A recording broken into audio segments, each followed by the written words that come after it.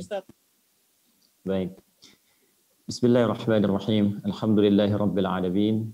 Wassalatu wassalamu ala Rasulillahil karim wa ala alihi washabbihi ajma'in wa ba'du. Assalamualaikum warahmatullahi wabarakatuh.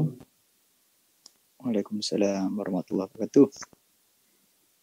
Mas Ridha dan seluruh saudara-saudariku yang berada di Amerika secara umum ataupun yang khususnya tergabung dengan ta'lim kita di kesempatan saat ini.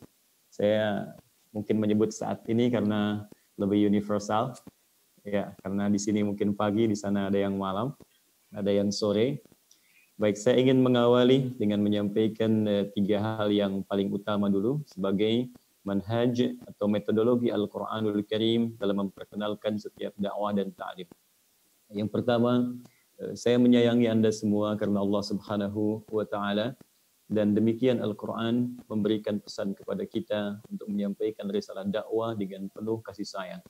Ini yang menjadikan Rasulullah SAW diberikan bekal pertama, disebutkan di Quran surah ke-21 Al-Anbiya ayat ke-107. Allah menyampaikan wama arsalnaka illa rahmatan lil alamin, dan tidaklah kami utus engkau Muhammad sallallahu alaihi wasallam kecuali tugasmu dalam berdakwah itu untuk membawa kasih, untuk membawa sayang. Dan dengan rasa sayang itulah kemudian teman-teman sekalian, dakwah bisa disampaikan dengan sepenuh jiwa, dakwah bisa disampaikan dengan sepenuh hati, ya, dakwah bisa disampaikan dengan tulus. Karena itulah Rasulullah SAW hingga disifati oleh Allah Subhanahu wa Ta'ala di Quran surah ke-9 At-Taubah di ayat yang ke-128, 2 ayat terakhir Allah menyampaikan laqad ja'akum rasulun min anfusikum azizun 'alaihi ma 'anittum harisun 'alaikum bil mu'minina raufur rahim. Ya, sungguh telah hadir di antaramu, telah datang kepadamu seorang rasul yang datang berdakwah dengan begitu kasih sayang, begitu peduli sampai ia merasakan rasa sulit yang kau alami, rasa sakit yang kau rasakan, dan sungguh ia memiliki rasa kasih yang dalam terhadap orang-orang yang beriman. Untuk itu izinkan saya menyampaikan kepada teman-teman semua, walaupun kita tidak berada dalam satu tempat yang sama, namun insya Allah dalam keadaan yang serupa, saya menyayangi Anda semua karena Allah Subhanahu wa Ta'ala, dan mudah-mudahan dengan rasa sayang ini saya bisa memberikan apa yang Allah titipkan kepada saya dalam kesempatan saat ini untuk berbagi sepenuhnya. Ini bagian yang pertama. Kemudian yang kedua, teman-teman sekalian, izinkan saya dalam kesempatan yang sangat baik ini untuk bisa menyampaikan permohonan maaf. Di kesempatan yang lalu, saya tidak bisa hadir bersama teman-teman sekalian dalam Muktamar IMSA yang diadakan di kesempatan yang lalu. Sungguh kita telah berencana dengan sebaik-baiknya, namun Allah Subhanahu wa Ta'ala tentunya punya pilihan yang paling baik. Dan saya punya keyakinan kuat bahwa dalam episode yang lalu Allah ingin menghadirkan makna, manfaat, dan kemuliaan dari surah Al-Baqarah ayat 216 itu. Ketika Allah berfirman, kutiba alaikumul qitalu wa huwa kurhul lakum wa asa an takrahu syai'an fa huwa khairul lakum wa asa an tuhibbu syai'an wa huwa syarrul lakum ya'lamu wa antum la ta'lamun. Diwajibkan bagi kalian, kata Allah, untuk memerangi perasaan-perasaan yang biasa nggak ada. Jadi kita tidak menyukai sesuatu, namun ternyata Allah punya rencana yang lebih baik untuk kita. Boleh jadi kita mendambakan satu hal yang sangat kita inginkan, boleh jadi di balik itu ada sesuatu yang mungkin kurang banyak bermanfaat untuk kita. Bukan sekedar urusan dunia. Wallahu ya'lamu wa antum la ta'lamun. Ada rencana-rencana besar di masa depan, kata Allah, yang kita tidak tahu, yang hanya Allah yang memahami saja. Saya baru memahami itu semua ketika setelah muktamar itu selesai, dan kita menerima banyak informasi betapa saya bersyukur kepada Allah Subhanahu wa Ta'ala. Mungkin yang ingin Allah limpahkan kepada teman-teman semua dengan semua perjuangan yang telah dilalui pada muktamar kemarin adalah pahala yang begitu melimpah, yang tidak dikurangi dengan hal-hal lain yang bisa mengurangi nilai pahala yang dimaksudkan. Itu yang disebutkan dalam hadis riwayat Ibnu Majah, ya, nomor hadis 223, rawinya sahabat Abu Darda radhiyallahu taala anhu, ketika Nabi menyampaikan man salaka tariqan yaltamisu fihi ilma sahhalallahu lahu tariqan ilal jannah. Siapa yang menempuh perjalanan walaupun ia berliku, tidak mudah, sulitnya luar biasa, namun ia tempuh untuk niat benar-benar belajar. Bukan niat karena ustadznya, bukan niat karena keadaannya, tapi memang dia ingin belajar karena Allah Subhanahu wa Ta'ala, maka dari semua perjuangan itu akan dinilai oleh Allah Subhanahu wa taala seluruhnya sebagai bekal untuk meringankan ia ke surga. Saya punya keyakinan kuat bahwa yang diinginkan oleh Allah adalah memberikan pahala melimpah kepada Anda dibandingkan dengan hanya sekedar datangnya seorang adi hidayah. Dan alhamdulillah, apa yang teman-teman harapkan kemarin bisa, kita berjumpa, sekarang kita bisa hadir, dan teknologi bisa memudahkan pertemuan kita pada saat ini. Diizinkan saya yang kedua untuk bisa memberikan gambaran kepada teman-teman. Pertama, semoga kiranya teman-teman bisa memberikan kelapangan, dan semoga Allah Subhanahu wa taala memberikan penilaian sesuai dengan niat yang telah disampaikan dalam hati kita, seperti disampaikan dalam hadis riwayat Al-Bukhari, nomor hadis yang pertama, riwayat dari Umar bin Khattab radhiyallahu taala anhu. Nabi menyampaikan, innamal a'malu binniyat wa innamal likulli imri'in ma nawa. Sungguh semua perbuatan kita kembali kepada niatnya, dan dengan niat itulah kemudian pahala dilimpahkan oleh Allah Subhanahu wa taala. Dan yang terakhir, saya meminta pada kita semua, baik saya ataupun teman-teman, untuk bisa fokus dalam kesempatan barangkali yang tidak banyak ini, dan insya Allah mudah-mudahan bermanfaat. Dan fokus ini adalah bagian dari sunnah, ya, yang sangat ditekankan dalam Al-Quran di surah ke-9 At-Taubah ayat 122. Ya, Allah berfirman, "Wa ma kana al-mu'minuna liyanfiru kaffa falawla nafara min kulli firqatin minhum ta'ifah liyatafaqahu fid din." Allah tidaklah sementara orang-orang beriman mesti pergi berjuang semuanya. Ya, mesti ada di antara mereka yang perjuangannya disalurkan melalui pembelajaran. Fokus untuk belajar nilai-nilai agama, tuntunan-tuntunan syariat. Dan yang paling menarik ketika menyebutkan belajar agama, Allah menggunakan kalimat fiqh di sini, yang berarti paham, berarti mengerti. Jadi Allah menginginkan setiap orang Islam itu belajar apapun, ya, khususnya apalagi terkait dengan pelajaran agama itu mesti sampai ke level pemahaman, ya, level pengertian. Jadi tidak hanya kita tahu, ya, jadi bukan hanya sekedar mengetahui, tapi sampai memahami. Sehingga ketika itu kemudian kita dapatkan, kita bisa praktekkan dalam konteks ibadah ataupun muamalah dengan kekhusyuan dan rasa nikmat dalam penunaiannya. Ya, karena itulah dalam setiap pendidikan ibadah, teman-teman sekalian, saya beri contoh misalnya ibadah salat. Ya, ketika diperintahkan oleh Allah di Al-Baqarah ayat 43, wa aqimus shalah, dan tunaikan oleh kalian salat, kata Allah. Ya, kemudian bagaimana cara menunaikannya? Kita mesti belajar. Jadi pelajaran itu muncul fiqh. Fiqh disebut dengan paham, mengerti. Jadi kita diminta oleh Al-Quran, pahami, ya, apa yang akan kau lakukan dalam sholat, pelajari sampai mengerti, sampai paham. Sehingga dengan memahami itu ketika kita menunaikan sholat, maka ada rasa kekhusyuan dalam penunaiannya. Paham apa yang diungkapkan ketika rukuk, mengerti apa yang dibacakan ketika sujud, paham apa yang disampaikan ketika takbir. Dan pemahaman ini yang membawa kenikmatan dalam penunaian ibadah yang dimaksudkan. Karena itu, semua pelajaran agama dalam Islam itu senantiasa diawali dengan kalimat fiqh. Fikih salat, fikih umrah, fikih haji, fikih zakat. Dan menariknya di Quran surah ke-9 At-Taubah ini ayat 122, kata fikih ini didahului dengan ta yang menunjuk pada kesungguhan, ya, kemudian ditutup dengan tasydid sebelum akhirnya, liya ta'faqahu. Ya, ta menunjuk pada kesungguhan, tasydid menunjuk kepada motivasi yang berlipat karena yang dihadapi tidak mudah. Ya, karena itu seakan Quran ingin mengatakan setiap kita belajar agama, apapun yang kita pelajari, pasti akan banyak manfaat yang kita dapatkan. Tapi kalau manfaat ini ingin kita raih dengan sempurna, maka yang pertama kita mesti serius, fokus untuk mendalaminya. Kemudian lipat gandakan motivasi itu, karena mungkin tidak mudah pelajaran yang dimaksudkan, karena akan menghadapi tantangan-tantangan yang tidak biasa. Ini kalau kita belajar cuma baca koran saja, setannya tidak ada mungkin, atau sedikit. Ya. Tapi kalau kita baca Quran, nah ini baru 5 menit, 10 menit sudah terasa ngantuknya. Nah, ini yang dimaksudkan. Nah, dari 3 dasar ini, mari kita mulai pelajaran kita, dan mudah-mudahan Allah bisa meridai kita bersama. Saya mohon izin untuk membawakannya dengan lebih santai, dan mudah-mudahan dengan rasa ini kita bisa lebih tenang dalam belajar.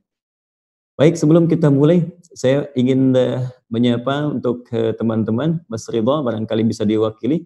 Terdengar jelas suara saya? Jelas, Ustaz. Alhamdulillah. Terlalu cepat atau perlu dilambatkan? Enggak, tadi cuma ada technical aja sih, ini spotlight biar Ustaz aja gitu. Speaker view-nya jadi kelihatan. Tadi kan belum di sekarang udah, alhamdulillah. Oke. Saya terlampau cepat atau cukup? Cukup, alhamdulillah. Baik. Ayo kita mulai ya. Baik, bismillahirrahmanirrahim. Teman-teman sekalian, saya mohon izin untuk membatasi uraian kita sesuai dengan referensi utama ya dalam sumber keislaman, yaitu di Al-Qur'an dan hadis keterangan Rasulullah SAW. Yang kemudian nanti diteruskan penjelasannya oleh para ulama kita. Saya akan batasi di 3 titik ini. Karena itu kita akan mulai dulu tentang rahasia hari terakhir di bulan Ramadan menurut keterangan Al-Qur'an dan sunnah Rasulullah SAW. Mengapa hari-hari terakhir di Ramadan ini menjadi penting untuk kita ulas? Ya, menghadapi setidaknya ada 3 hari ke depan. Mengapa hari-hari penting ini, ya 10 hari terakhir khususnya, ini menjadi spesial?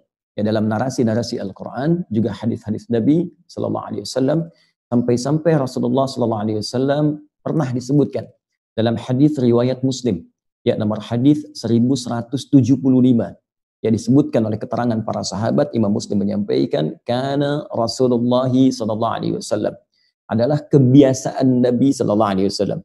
Jadi kalau ada huruf kana, ya kana kemudian bersambung dengan orang pada perbuatan, ini menunjuk kebiasaan. Kalau teman-teman baca hadis ada bacaan kana Nabi SAW, kana Rasulullah SAW, itu menunjuk kebiasaan.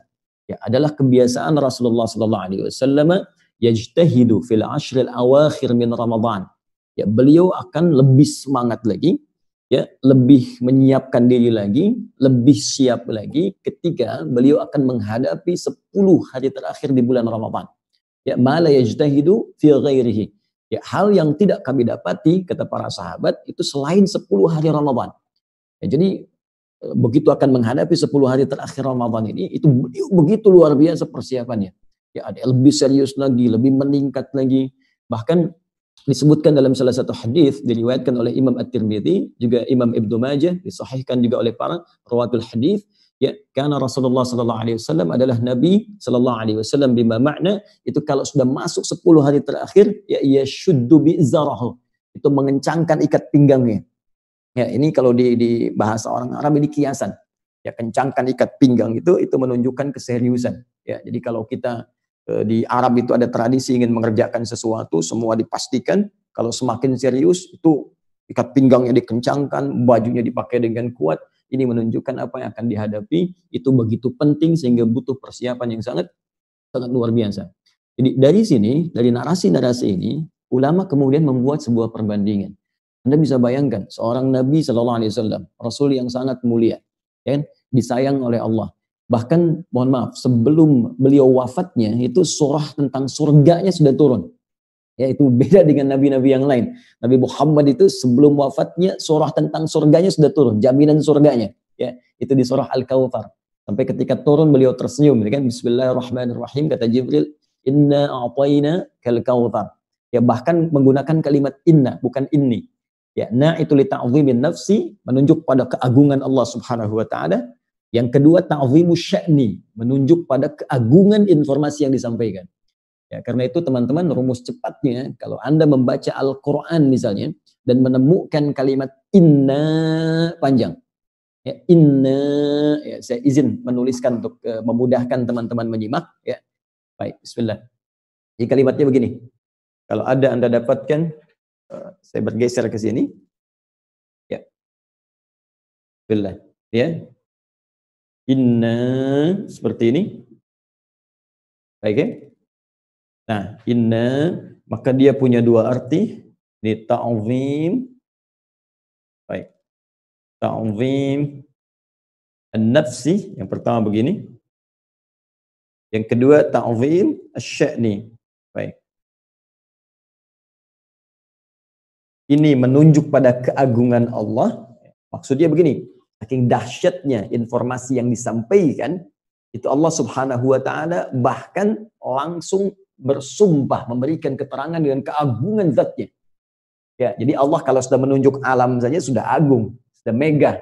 Allah bersumpah dengan waktu wal fajr wal duha, itu sudah tinggi nilainya. Nah, ini Allah langsung bersumpah dengan dirinya, dengan keagungannya. Ya. Apa yang terjadi di sini? Nah, di sini menunjukkan ta'zimu sya'ni, ada sesuatu informasi yang sangat penting, sangat agung, ya sangat besar. Karena itu kalau Anda membaca Al-Qur'an misalnya, dan menemukan informasi-informasi dibuka dengan kalimat inna, ya, maka rumus singkatnya di sini Anda akan mendapati sebuah informasi yang sangat luar biasa penting yang nilai pahala atau keagungannya tidak sama dengan yang biasa. Ya, seperti malam Al-Qadar misalnya. Ya, malam Al-Qadar di Ramadan itu diungkapkan dengan kalimat, jadi Al-Quran turun surah khusus disebut dengan Al-Qadar, dibuka dengan kalimat ini, inna anzalnahu fi lailatul qadar. Baik, maka demikian ketika Rasulullah SAW, seorang Rasul yang sangat mulia, ya, turun surah surganya dibuka dengan ta'zimun nafsi, ta'zimu sya'ni. Inna a'tayna kal kautsar. Ya, sungguh Muhammad SAW, demi keagunganku kata Allah, dan demi dahsyatnya apa yang aku berikan kepadamu, ya, kami telah siapkan untukmu al-kautsar, semua kenikmatan yang paling banyak di surga.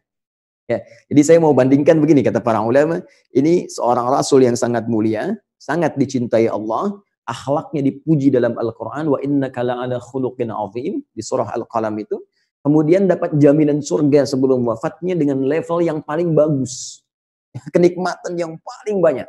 Sampai di surat Ad-Duha disebutkan, wala sawfa yu'tika rabbuka fatardah. Dan Allah akan berikan kepadamu semua kenikmatan sampai engkau bilang, aku puas ya Allah. Padahal kaidah nikmat kan, orang nggak pernah merasa puas kan? Kaidah nikmat, ya kan?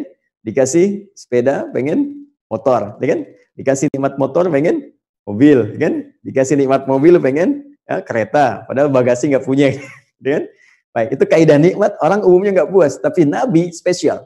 Kata Allah, aku akan berikan padamu Muhammad SAW kenikmatan semua di surga sampai engkau bilang, aku puas ya Allah. Ya. Nah, level ini saja, Nabi yang sangat mulia dengan segala keagungannya yang disebutkan tuntas dalam Al-Quran, itu masih serius menghadapi 10 hari terakhir. Ya, hari-hari terakhir Ramadan. Dan disebutkan dalam hadis yang tadi kita telah sampaikan bersama, itu beliau mengencangkan ikat pinggangnya. Menunjukkan begitu semangatnya. Sampai-sampai kalau kita teruskan hadisnya, maka disebutkan di situ ahya lailahu, beliau langsung menghidupkan malam-malamnya wa aiqadha ahlahu, dan membangunkan keluarganya. Jadi beliau nggak ingin ya, kalau nggak ada yang penting, kata para ulama, baik, kalau nggak ada yang penting di hari-hari itu, mustahil beliau menyiapkan dirinya dan membawa serta keluarganya. Teman-teman, ini manhaj yang kedua tuh, ya. Jadi kalau mau soleh, jangan soleh sendirian. Di rumah Anda ada istri, ada anak-anak. Apa hanya Anda yang ingin ke surga sendirian? Ya? Baik, nah ini sangat menarik. Baik, kita kembalikan lagi. Jadi kenapa bahasan kita menjadi penting? Sekarang di Indonesia sudah masuk hari ke-17 di bulan Ramadan. Kita ada setidaknya 3 hari persiapan menuju 10 hari terakhir ya di bulan Ramadan. Di Amerika barangkali sebagian wilayah bisa berbeda, sebagian wilayah bisa sama. Tapi poinnya ada detik-detik yang sangat menentukan, masa-masa yang singkat menuju fase ini harus butuh persiapan setidaknya dari mulai saat ini. Nah, kalau kita sudah memahami bagian pertama ini, kita akan masuk pada step berikutnya tentang sesuatu yang lebih utama lagi. Saya ingin cek dulu sebentar, teman-teman, khususnya diwakili Mas Ridho barangkali di sini, karena di sini yang bisa memberikan tanggapan. Teman-teman unmute semua, nanti mungkin di sesi tanya jawab. Bisa dipahami penjelasan saya bagian pertama? Alhamdulillah. Bisa, Ustaz. Baik ya. Jadi bagian pertama kita sudah selesaikan. Ya, mengapa kemudian pembahasan tentang akhir-akhir Ramadan menjadi penting untuk kita uraikan tuntas. Sekarang kita masuk pada bagian yang kedua. Ada apa di hari-hari terakhir Ramadan ini? Ada keistimewaan apa ya yang disiapkan, dijanjikan oleh Allah Subhanahu wa taala melalui lisan Rasulullah sallallahu alaihi wasallam, sehingga dengan itu pun penuturnya Rasulullah pun mesti memberikan contoh dengan kesiapan yang utama. Ada apa gitu ya? Baik. Kita meyakini dan narasi Al-Quran serta hadis memberikan gambaran semua hari Ramadan itu istimewa. Dari awal sampai akhir. Ya, 10 hari pertama istimewa. 10 hari kedua istimewa. Tapi yang terakhir ini agak berbeda. Ini spesial. Nah, ada apa turunan-turunannya? Mari kita turunkan dulu beberapa bagian yang bisa kita jelaskan. 1. Keistimewaan 10 hari akhir di bulan Ramadan ini, secara singkat ia bisa menjadi penanda.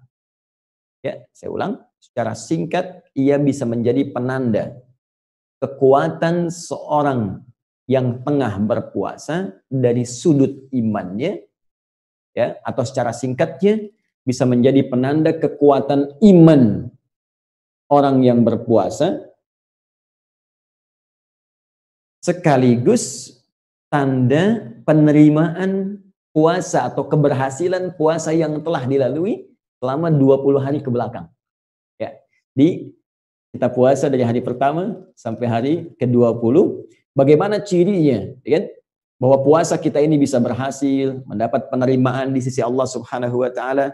Ini kaidah terima ini penting, teman-teman, ya. Kaidah penerimaan ini penting karena saya mohon maaf sebesar-besarnya. Kita kan nggak tahu nih. Dari sekian amal yang kita kumpulkan itu, dari sekian sholat yang kita tunaikan, berapa yang Allah terima? Ya, dari sekian baca Quran yang kita bacakan, berapa yang Allah terima? Nah, kaidah diterima ini sangat penting. Bahkan sampai Nabi pun itu setiap selesai sholat, disebutkan di hadis riwayat Ibnu Majah, nomor hadis 925, itu sampai bermohon kepada Allah supaya amalnya diterima. Ya. Nabi berdoa, Allahumma inni as'aluka ilman nafi'a wa rizqan thayyiba wa amalan mutaqabbala. Ya Allah, mohon anugerahkan padaku, aku minta ilmu yang bermanfaat, rizki yang berkah, dan mohon terima amalku. Ya, Nabi Ibrahim, Nabi Ismail selesai membangun Ka'bah, itu belum tahu. Ya, ketika beliau meninggikan Ka'bah yang hancur atasnya di masa Nabi Nuh itu, saat banjir besar, itu begitu selesai meninggikan, beliau nggak tahu diterima nggak gitu. Kemudian berdoa. Ya, doanya diabadikan di Quran surah kedua Al-Baqarah ayat 127. Ya, paling kiri sebelah atas di mushaf. Wa idh yarfa'u Ibrahimul qawa'ida minal baiti wa Ismail, keduanya berdoa, Rabbana taqabbal minna innaka antas samiul alim. Kata beliau berdua, ya Allah, mohon terima amalan kami. Engkau maha mendengar, engkau maha mengetahui kesungguhan kami dalam beramal, ya Allah. Maka demi zatmu yang maha mendengar keadaan kami dan mengetahui kesungguhan kami dalam ibadah membangun, meninggikan Ka'bah ini, mohon terima amalan. Lantas siapa kita dibandingkan Nabi Ibrahim yang Khalilullah? Ya, yang Ismail, Abul Anbiya, termasuk kakek moyang Nabi Muhammad SAW. Siapa kita dibanding Rasulullah? Dan dari mana kita tahu bahwa puasa kita sampai hari ke-17 ini pun diterima oleh Allah? Maka salah satunya, indikatornya, itu bisa terlihat pertama, ketika akan masuk ke sini, 10 hari terakhir. Ya. Biasanya begini, biasanya ulama mengilustrasikan dengan membuat lintasan. Ya, dalam perlombaan seperti misalnya balap mobil kan, atau motor ada lap kan, ya, atau berlari misalnya maraton deh. Biasanya kan kalau lap-lap terakhir itu orang makin kencang kan, ya, makin serius, makin sungguh-sungguh. Kenapa? Karena dia kumpulkan bekal di awal-awal untuk menjemput sesuatu yang penting di akhir. Nah, perlu kita garis bawahi di dalam Al-Quran, penanda kesungguhan seseorang untuk beramal soleh itu iman. Ini penanda kesungguhan seseorang, ya. Ditunjukkannya seseorang itu kuat amalannya, bagus amalnya, banyak amal solehnya, itu iman. Ya, karena itu kalimat iman dalam Al-Quran itu seringkali disandingkan dengan amal soleh. Ya, seperti surah 103 misalnya. Ya. Wal 'asr innal insana lafi khusr illa alladhina amanu, iman, ya. Kemudian wa 'amilus shalihat. Ya, disandingkan dengan amal soleh. Kan baik-baik rumusnya? Iman bersanding dengan amal saleh. Baik, bahkan dalam ayat puasa di Quran surah kedua Al-Baqarah di ayat 183, kalimat puasa, kewajiban puasa itu bentuk amal saleh. Turunannya nanti ada salat, Al-Baqarah misalnya ayat ke-3, ada puasa, Al-Baqarah ayat 183 ke sini. Ya, kalimat kewajiban puasa, kutiba alaikumusiyam, bukankah dibuka juga dengan kalimat iman? Ya. Ya ayyuhalladzina amanu, hai semua orang-orang beriman, baru muncul perintah. Ya kutiba alaikumus. Ya. Kalau rumus persamaan ini dibalik, ya artinya ketika ada orang-orang banyak meningkatkan amal solehnya, ini ditingkatkan, ini menunjukkan kadar iman yang kuat di hadapan Allah Subhanahu wa taala. Rumus ini ditemukan di hadis Nabi, dikumpulkan oleh Al-Imam Al-Bukhari dalam kitabnya Sahih Al-Bukhari. Ya, di pembahasan yang kedua, Kitabul Iman. Baik, bab pembahasan tentang iman. Di situ beliau mengutip kalimat Nabi SAW, al-imanu yazidu wa yantaqis. Iman itu bisa kelihatan kuat, bisa juga nampak turun, melemah. Yazidu bitta'ah. Dia bisa naik, meningkat dengan mengerjakan ketaatan dalam bentuk amal soleh. Ini rumusnya. Jadi kata Nabi, kalau seseorang amal soleh itu meningkat, semakin kuat, semakin serius, ini tandanya imannya sedang kuat. Nah, Anda jangankan sholat fardu, sunnah misalnya dikejar-kejar, belum waktunya sudah direncanakan. Ini menunjukkan iman kuat. Nah, sebaliknya, kalau ada orang merasa biasa saja, standar, kan? Ya, waktu sholat, adzan, baru siap-siap, kan? Hari-hari puasa sama saja, jalani aja, yang penting puasa, kan? Hari 17 sama dengan 16, hari 16 sama dengan 15, hari 20 sama 19, hari 21 sama dengan sebelumnya. Standar sampai akhir, itu menunjukkan imannya standar. Ya, biasa. Tapi kalau sudah mulai bergeser nih, ya, awas hati-hati. Awas, mulai menurun. Jadi ternyata bukan ilmu saja yang menurun. Al-ilmu nurun, ilmunya nurun. Al-imanu nurun, iman mulai nurun nih. Mulai lemah. Apa di antara tandanya? Sudah malas nih dengan puasa. Ya, baru sahur udah lihat kapan buka. Udah persiapan mau ke lebaran aja. Tadi nggak ada hasrat untuk menunaikan puasanya. Itikaf sudah nggak ada selera, biasa saja gitu. Ya, nah ini menunjukkan ada kelemahan dalam imannya. Karena itu, ini keistimewaan 10 hari terakhir ditandai oleh para ulama merujuk pada keterangan-keterangan Al-Quran dan hadis-hadis Nabi SAW. 10 hari terakhir itu adalah indikator tingkat, ya, ukuran diterimanya amal seseorang sebelumnya karena menunjukkan kesungguhan atau keseriusannya, ya, sekaligus, awas hati-hati, sekaligus menunjukkan tingkat kekuatan iman orang yang berpuasa itu. Dasarnya tadi kembali ke sini. Karena itu, rumusnya bagaimana? Rumusnya jangan dihukumi dulu yang belum terjadi. Jadi kalau yang belum terjadi itu jangan dibawa hukum, keliru. Yang belum terjadi itu kalau kita sampai ke sana disiapkan dengan persiapan maksimal untuk membuktikan kepada Allah, ya Allah, saya ingin buktikan iman saya kuat ya Allah. Saya ingin berusaha supaya amal saya diterima. Itu yang dicontohkan Nabi tadi di hadis yang saya uraikan. Jadi beliau sendiri ingin membuktikan kepada Allah imannya itu lebih kuat dari sebelumnya. Beliau ingin buktikan bahwa puasa-puasa kemarin beliau sungguh-sungguh. Karena itu mumpung masih hari ke-17, ya jangan kita nilai, aduh saya kayaknya gagal nih, aduh saya kayaknya kurang nih. Tidak. Cara berpikirnya kita buktikan kepada Allah Subhanahu wa taala dengan kesempatan yang Allah berikan kepada kita. Ya Allah, saya ingin berhasil puasanya nih. Saya ingin kuat imannya nih. Saya ingin diterima puasa saya yang sebelum-sebelumnya.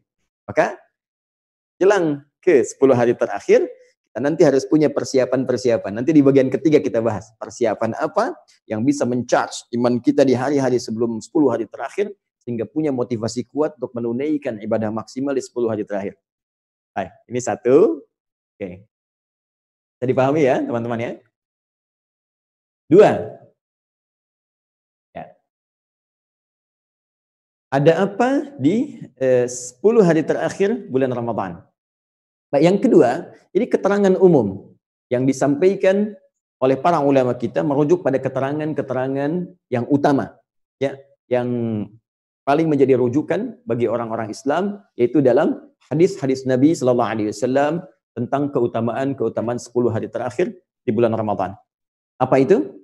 Ya, ada peluang untuk mendapatkan kemuliaan yang lebih besar yang tidak didapatkan teman-teman sekalian di hari-hari di luar Ramadan. Khususnya di waktu malamnya. Ya, di waktu malam. Malam, ya. Saya mohon izin tidak bermaksud mengajari, tapi hanya berbagi saja ya tentang pengertian dalam narasi Al-Quran dan dikuatkan nanti dengan kaidah-kaidah bahasa Arab. Malam itu bahasa Arabnya lail. Lail, ya, al-lail. Karena itu di Al-Quran ada surat al-lail, ya, surat malam kan? Baik, jamaknya layali, ya, wal-laili idza yaghsha. Malam. Jamaknya layali, ya, turunannya bisa laili, lili, lela, leli. Nah, itu malam. Ya, kalau ada yang ikut dengan kita Ibu Leli, nah itu ibu malam-malam. Baik. Kalau ada yang spesial di waktu itu, ya ada yang istimewa, maka rumusnya salah satunya di bahasa Arab diberikan sifat keistimewaannya. Tambahkan tak di ujungnya, tak marbutah. Ya, jadi yang tadinya lail, ya robah kalimatnya, lailnya tambah tak di ujungnya, jadi lailah gini. Lailah. Jadi kalau ada kalimat lailah, ya lailah itu beda dengan lail, tidak sama. Ya, karena di sini ada taknya, tak ini yang menunjuk satu keistimewaan. Ini yang tidak ditemukan di malam-malam biasa. Spesial di Ramadan ada malam yang tidak disebutkan oleh Allah dengan kalimat lail seperti yang lainnya. Tapi langsung diungkapkan dengan kalimat lailah. Bahkan dahsyatnya di lailah ini disandingkan dengan kadar manusia. Semua ketetapan-ketetapan kehidupan yang telah ditetapkan di Lauh Mahfudz sebelum kita tercipta bahkan. Ya, tentang kita terlahir, tentang aktivitas di mana, Anda di Amerika, apakah nanti kembali ke Indonesia, kemudian hidup di mana, wafat di mana, sampai kembali kepada Allah, yang di situ kemudian kita hidup sekarang untuk berikhtiar, mewujudkan semua apa yang tertulis itu. Itu disebut dengan qadar namanya. Qadar. Nah, saking dahsyatnya ini, Lailatul Qadar, itu hingga Allah menurunkan satu surah khusus, disebut dengan namanya Al-Qadar. Ya, Inna anzalnahu fi Lailatul Qadar. Masya Allah. Kembali ke inna tadi. Sungguh kami dengan keagunganku, kata Allah, akan turunkan informasi yang dahsyat. Apa di antara yang dahsyat itu? Anzalnahu, kami turunkan Al-Quran itu Lailatul Qadar, fi Lailatul Qadar, pada malam yang sangat istimewa, malam yang sangat menentukan. Nah, kapan terjadi malam Al-Qadar ini? Apa keistimewaannya? Banyak riwayat menyebutkan di hadis-hadis, khususnya bab di hadis Muslim, ya, ada ditemukan bahkan beberapa riwayat Nabi menyampaikan umumnya, secara umum malam Al-Qadar itu sering dipersepsikan lewat narasi-narasi yang disampaikan Nabi itu di 10 hari terakhir di malam-malam Ramadan. 10 hari terakhir.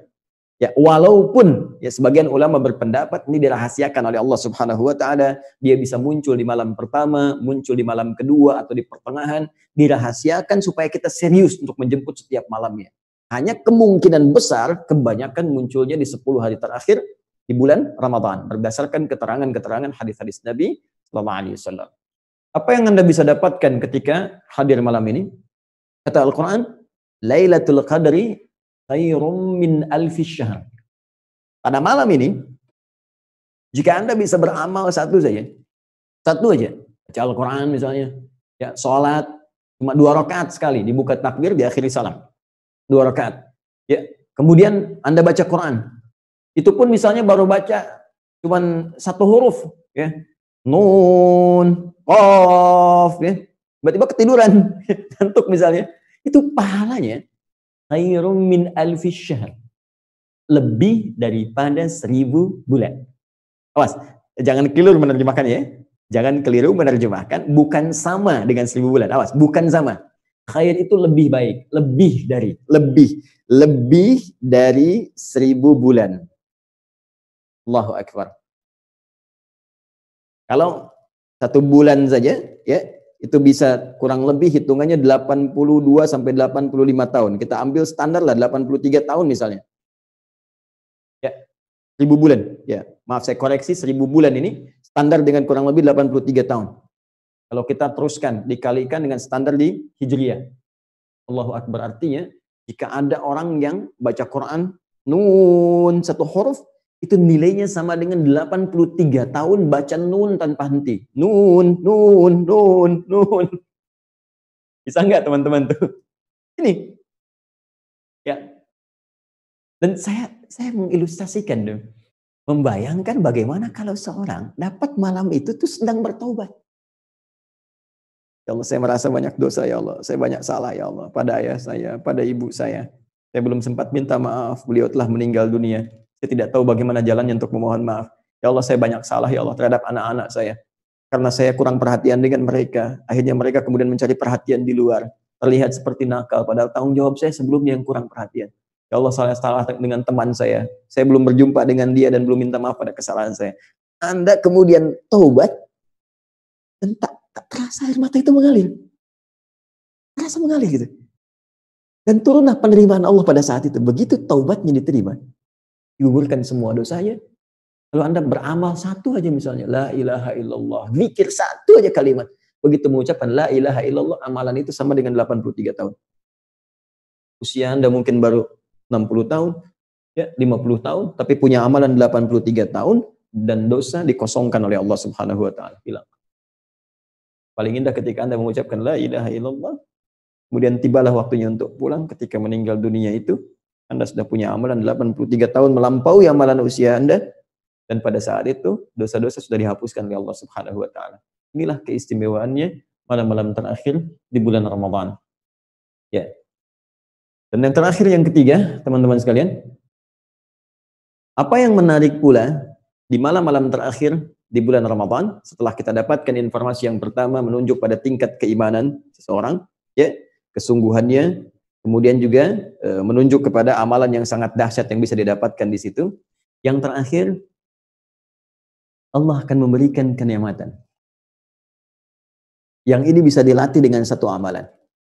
Dan amalan ini memang hanya disiapkan di 10 hari terakhir. Tidak ditemukan di 10 malam pertama, tidak juga di malam yang kedua, pertengahan kedua, tapi hanya akan Anda dapatkan di 10 malam terakhir. Amalan ini jika dikerjakan dengan benar, akan menghadirkan kenikmatan dalam kehidupan yang bisa dibawa ke ranah ibadah. Ya, juga muamalah. Kalau ibadah hubungan dengan Allah, garisnya vertikal, hablum minallah. Jadi kalau Anda sholat, nanti sholatnya nikmat, nggak pernah sama dengan sholat-sholat sebelumnya. Ya, kalau baca Al-Quran itu nikmat, nggak pernah sama dengan sebelumnya. Bisa fokus, enak, terarah, nggak bisa terganggu gitu kan. Terus kalau berhubungan dengan manusia, lapang, menghadapi takdir itu enak, lapang. Ngelihat ada pandemi, saya mengamati yang terjadi di Amerika juga, di New York khususnya, gitu kan. Bagaimana situasi COVID-19 ini kita hadapi, seperti apa. Namun demikian itu ujian juga untuk keimanan kita, dalam tinjauan spiritual tentunya. Dan orang beriman menghadapi situasi yang membahagiakan, ataupun terlihat nampak dalam pandangannya kurang menyenangkan, itu semua situasinya sama. Sampai-sampai ada bab khusus, kata para ulama, orang kalau sudah merasakan ketenangan dalam kehidupan, maka terpraktekkan 2 sumber keindahan yang mengantarkan setiap hamba ke surga. Apa itu? Syukur, sabar. Dia orang masuk surga itu kalau mau cepat, 2. Ya, 1 syukur, 2 sabar. Makanya syukur disebut oleh Al-Quran sedikit yang bisa. Wa qalilun min ibadiyasy syakura. Sedikit hambaku yang bisa sabar, syukur. Dan sabar, itu kalimat pembuka malaikat menyambut orang masuk surga. Itu ada di Quran surah ke-13, Ar-Ra'd, ayat 23 sampai 24. Ya, jannatu adnin yadkhulunaha wa man salaha min abaihim wa azwajihim wa dzurriyyatihim wal malaikatu yadkhuluna 'alaihim ya min kulli bab salamun 'alaikum bima sabartum. Salamun, selamat bagi Anda semua, ya bisa masuk surga yang indah ini bima sabartum, karena sabar. Ini cuma ada 2, kalau enggak syukur, sabar. Dan syukur dipraktikkan ketika Allah titipkan nikmat kepada kita dalam bentuk yang bisa kita rasakan dengan kebahagiaan. Sedangkan sabar ketika Allah turunkan nikmat kepada kita dalam bentuk musibah yang kadang-kadang terasa tidak menyenangkan. Jadi sebetulnya dua-duanya itu jalan ke surga. Ya, itu poinnya. Nah, bagaimana untuk bisa mendapatkan kelapangan ini sehingga bisa mempraktikkan syukur dan sabar? Salah satunya ada latihan yang hanya diberikan fokusnya di 10 malam terakhir saja. Nah, dalam bahasa Arab, kalau Anda fokus pada sesuatu yang tak bisa dipalingkan kemanapun, ya, sehingga merasa kayak ada kenikmatan, saking nikmatnya nggak bisa fokus. Anda sedang nonton acara begini kan, terus dipanggil misalnya, "Ma," nggak jawab, "Mama, sebentar." Tapi nengoknya begini sebentar ya, itu fokus begini kan. Nah, itu disebut namanya akafa. Ya, ain, kaf, fa. Ain, ya, ain, kaf, fa, begini. Oke, orangnya disebut akif, akif, begini, akif. Baik, kalau banyak orang, ya nggak hanya Anda saja, ya di rumah ada 5 orang semuanya fokus, luar biasa, tak terpalingkan, merasa kenikmatan. Jadikan di ujungnya, akifun. Akifun. Misal, di zaman Nabi Ibrahim ada orang yang fokus terhadap patung-patung, sembahan berhala. Sampai saking fokusnya dipanggil susah nengok. Diingatkan marah-marah. Gitu kan? Itu ada di Quran surah ke-21, ayat ke-52. Ya. Mahadhi tamathilul lati antum laha akifun, kata Ibrahim kepada bapaknya dan kepada kaumnya, masyarakat pada saat itu. Apa sih patung-patung ini sampai kalian begitu fokus? Aku ingatkan gak nengok-nengok. Aku sampaikan marah-marah, akif itu namanya. Ya. Baik, kalau Anda ingin melatih diri fokus sehingga terhubung hanya dengan Allah, nikmat gitu. Dan gak bisa diganggu orang. Ya, saat sedang senang, kita pun nyaman sedekah, nyaman ini, nggak ada riya, nggak diganggu orang. Sedang sholat enak, nikmat, dicela orang juga, alhamdulillah. Memang setiap manusia punya aib untuk dicela. Perasaan itu muncul saja dan terasa damai dalam kehidupan. Nah itu teman-teman sekalian, sikapnya akif. Akafa. Kalau Anda ingin berlatih untuk mendapatkan itu, maka tambah hamzah di depannya. Ya, hamzah wasal. Di akafa, hapus sebentar ini. Ya. Akafa, tambah hamzah di sini. Ya, harakatnya jadikan kasrah, ini hilang jadi Kalau Anda ingin latihannya serius, sungguh-sungguh, ya berusaha sungguh-sungguh, ingin latihan sungguh-sungguh, tambah tak sebelum akhirnya. Ya, gini. Di maaf, jadi setelah ain, ya jadi istaf ada. Ya, tak di sini taknya, bukan sebelum akhir. Kalau sebelum akhir nanti syiddah, ya. I'takafa. Ya, jadi cara mengartikannya usaha untuk sungguh-sungguh fokus terhadap sesuatu. Usaha untuk sungguh-sungguh, taknya akafanya fokus terhadap sesuatu sehingga tidak bisa dipengaruhi atau dipalingkan oleh yang lain.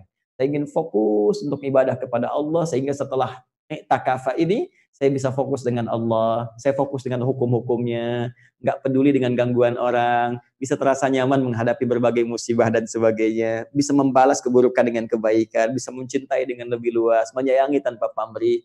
Itu latihannya disebut dengan i'tikafa, sifatnya disebut dengan i'tikaf. Ini sifatnya, keadaannya. I'tikaf. Nah, jadi yang ketiga, di 10 malam terakhir Ramadan, Anda akan mendapatkan sebuah latihan dengan fokus yang sangat luar biasa. Sampai-sampai Nabi mengencangkan ikat pinggangnya. Sampai-sampai beliau membangunkan keluarganya. Sampai-sampai beliau menghidupkan malam-malamnya. Supaya masih bisa berlatih untuk menikmati segala karunia yang Allah berikan kepada beliau. Ya, yang bisa dibawa dalam kehidupan. Itu yang menyebabkan Nabi dicela, tidak membalas. Nabi dilempar, malah mendoakan.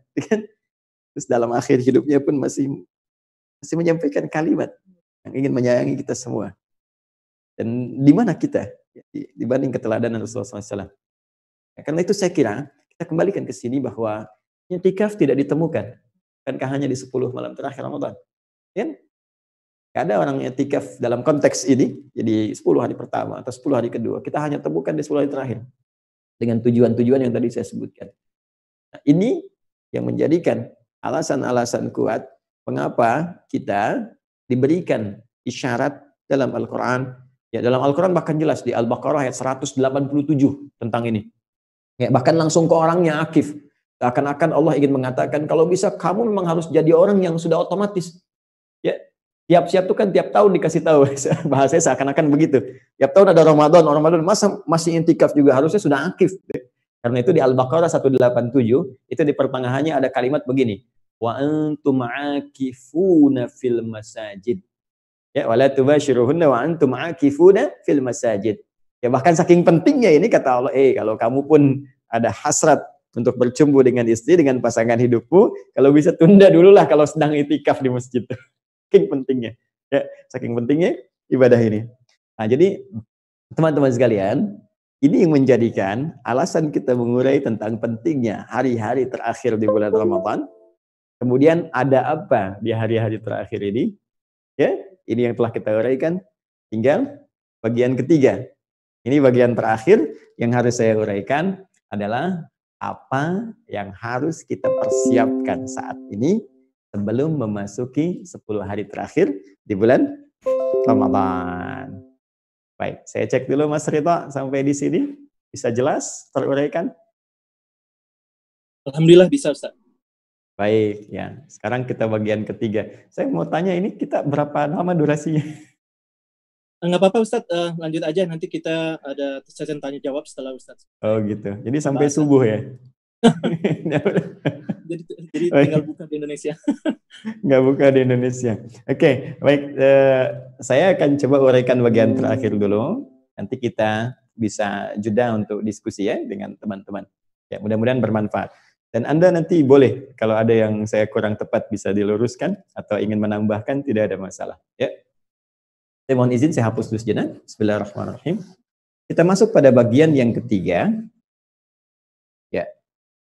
Dan ini, saya menduga akan menjadi bagian yang sangat krusial kita uraikan, karena ini menjadi perlengkapan yang paling dibutuhkan, serta sangat strategis, yang kita harus siapkan menjelang 10 hari terakhir di Ramadan. Ya, kalau ada satu momen yang sangat kuat kan, persiapannya kan harus dahsyat, kan? Ya, mohon maaf nih, kalau orang lagi balapan lap-lap terakhir itu kan disiapin betul semua mental segala rupa dan sebagainya. Nah, ini kita dihadapkan pada 10 hari terakhir dengan segala kemuliaan yang tadi telah diuraikan, maka persiapannya apa? Baik, saya memohon izin untuk kembali fokus pada apa yang akan kita uraikan. Nabi Sallallahu Alaihi Wasallam menjelaskan dengan sangat indah dan terperinci tentang isyarat yang dimunculkan dalam Al-Quran guna meraih segala keistimewaan yang tadi bisa didapatkan di 10 hari terakhir di Ramadan, khususnya di malam-malamnya. Apa di antara persiapan yang beliau isyaratkan kepada kita? Pertama, ada narasi yang secara tidak langsung memberikan gambaran kepada kita untuk bisa menyiapkan kondisi mental yang prima, fisik yang baik. Ya, jadi fisik dan kondisi mental yang prima. Ya. Fisik sehat tapi mental tidak sehat, ini pun tidak bagus. Ya, nanti kita akan lihat. Ini isyaratnya ditemukan tadi dalam hadis riwayat Muslim, isyarat ini. Nomor hadis 1175. Ya. Jadi saya sampaikan bahasa umumnya, karena Rasulullah sallallahu alaihi wasallam ya adalah kebiasaan Rasulullah sallallahu alaihi wasallam yajtahidu ya fil ashril awakhir min Ramadan, beliau menyiapkan kembali dengan sungguh-sungguh ya. Beliau kemudian menguatkan kembali keadaan dirinya sampai-sampai tadi di Ibnu Majah, di At-Tirmidzi disebutkan ya syuddu mi'zarahu, mengencangkan ikat pinggangnya, persiapan fisiknya dimaksimalin lagi ya, sampai-sampai penampilan diperbaiki. Nanti ada hadis di riwayat Muslim, sampai-sampai itu Sayyidah Aisyah sampai nyisirin Nabi dulu tuh ya, disisiri. Jadi kan Nabi kan kamarnya sangat begitu nempel kan dengan masjid, jadi begitu sedang itikaf pernah kepalanya dikeluarkan begini, disisir supaya tampilan bagus, rapi. Ya, Anda bayangkan tuh ya, bagaimana seorang Nabi ketika akan menghadap Allah ingin ibadah fokus tuh penampilan fisiknya disisir rapi, bagus, ya Masya Allah. Kemudian pakaian dibersihkan, wangian dipakai untuk laki-laki dan seterusnya. Ya, karena ada sesuatu yang penting. Karena kalau ada undangan kan, ya di White House misalnya kan, dari undang ke Gedung Putih, masa pakai pakaian biasa-biasa? Pasti saya yakin pakai pakaian bagus, pakaian ya yang luar biasa. Nah ini ada undangan spesial dari Allah, jadi penampilan secara fisik tuh ya prima, kesehatan dijaga, penampilan cukup bagus disiapkan, bekal-bekal disiapkan, kemudian mental juga diperbaiki dengan motivasi-motivasi tadi. Nah, hanya yang paling penting begini, i'tikaf ini, saya belum bicara substansi ya, saya baru bicara kondisi umum nih. Ya, kalau kita ingin fokus dengan baik, ya karena yang kita akan kerjakan untuk meraih sesuatu, bahkan karena itu kita mesti punya tempat yang spesifik, yang mengondisikan kita bisa kondusif ya untuk ibadah, kondusif untuk fokus mempersiapkan diri, kondusif untuk bisa meraih apa yang tadi kita harapkan. Dan satu-satunya tempat yang paling menenangkan di bumi untuk bisa meraih semua gambaran-gambaran tadi cuma satu, yaitu masjid. Ya, masjid. Nah, ini poinnya. Masjid itu sudah disifati langsung oleh Al-Quran tempat yang paling menenangkan di bumi. Ya, puncaknya Ka'bah, karena kan kiblat. Ya, kalau di Masjidil Haram itu Ka'bah, ya turunannya masjid. Ya, turunannya masjid. Coba teman-teman buka Quran surah kedua Al-Baqarah 2 ayat ke 125 ya, paling kanan di pertengahan di mushaf. Itu langsung sifat yang Allah berikan kepada Ka'bah dan turunannya masjid. Wa idz ja'alnal baita mathabatan lin-nasi wa amna. Dan ingatlah, pelajari, pahami ketika kami telah jadikan, tetapkan al-bait Ka'bah dan turunannya ya masjid. Baik ya? Tempat pusat ritual, ya Ka'bah kan pusat ritual, orang datang dari mana-mana. Ya, turunannya masjid. Bukankah orang umumnya kalau ingin ibadah, sholat ke masjid kan datang jadi pusat. Wa amna, dan tempat paling menenangkan di bumi. Ya Masya Allah, ya Insya Allah setelah pandemi berakhir, dibuka, orang bisa ke masjid lagi, Masjidil Haram di Ka'bah, Allahu Akbar. Bukankah baru lihat aja udah tenang kan? Apalagi Anda hadir dekat Ka'bah, itu masalah terberat apapun itu bisa hilang seketika. Demikian turunan itu bisa didapatkan di masjid. Makanya kalau orang itu datang ke masjid, teman-teman, begitu datang ke masjid, perasaannya kan beda dengan masuk rumah biasa. Lebih tenang kan? Ya, orang masuk rumah, ada banyak pekerjaan di kantor. Oh, masuk rumah itu bisa mumet juga. Dibuka, wah, ada banyak pekerjaan lagi, banyak ini itu lagi, perasaan bisa berbeda. Kalau jiwanya kurang lapang. Tapi masuk masjid, sebanyak apapun permasalahan kita, begitu buka pintu masjid, masuk kaki kanan, Allahumma ftah li abwaaba rahmatik, perasaan beda. Nah, masuk salat 2 rakaat, tenang. Duduk kan, nikmat, zikir, kena AC, saking tenangnya tidur aja. Ngantuk. Ya kan? Ini masjid. Dan masjid tempat yang sangat kondusif membuat kita fokus ibadah. Kenapa? Karena di masjid itu, ruangan masjidnya ya, bukan sekretariatnya. Ruangan masjid tidak ada TV. Kan? Orang berbincang pakai handphone malu. Tuh, ya. Gak ada yang baca koran, kan? Dan aksesori sekitaran masjid itu aksesori yang mendukung kita untuk ibadah, untuk fokus. Yang ada apa? Mushaf, gitu kan? Kitab-kitab fikih, kitab tafsir. Ya? Dan yang paling menarik, mental kita ini terbawa untuk fokus ibadah. Karena kenapa? Karena melihat teman-teman yang lain pun ibadah. Coba Anda umumnya ke masjid kan lihat orang sholat, lihat orang baca Quran, ya nggak ada orang Anda ke masjid orang main TikTok misalnya, nggak ada kan? Baik, jadi semua kondisi itu bisa terwujud di sini, di masjid kondisinya. Di mental kita terangkat, kita mau pegang handphone malu, orang lain nggak ada yang pegang, mau tidur orang lain pada sholat, kan? Baik. Mau baca Quran, orang lain baca Al-Quran. Karena kondisi inilah kemudian, maka para ulama menyarankan untuk bisa mengondisikan ini semua. Bagian kedua, Anda bisa mencari lokasi masjid terbaik. Ya, yang setidaknya dekat dengan wilayah Anda. Jadi nggak perlu terlampau jauh juga. Ya, masjid terdekat dengan kondisi yang baik. Rumusnya kalau nggak bisa penuh di situ 10 hari, ya kata Nabi kalau nggak bisa penuh, ada seorang sahabat datang kepada Nabi SAW, ya Rasulullah, saya masih punya banyak pekerjaan, ini nggak bisa diselesaikan. Ya kalau saya tinggalkan, maka madarat kepada keluarga, akan ada satu yang dampaknya kurang bagus. Kata Nabi kalau nggak bisa siangnya, ambil malamnya. Ya kalau nggak bisa penuhnya, bahasanya kalau nggak bisa penuhnya, ambil malamnya.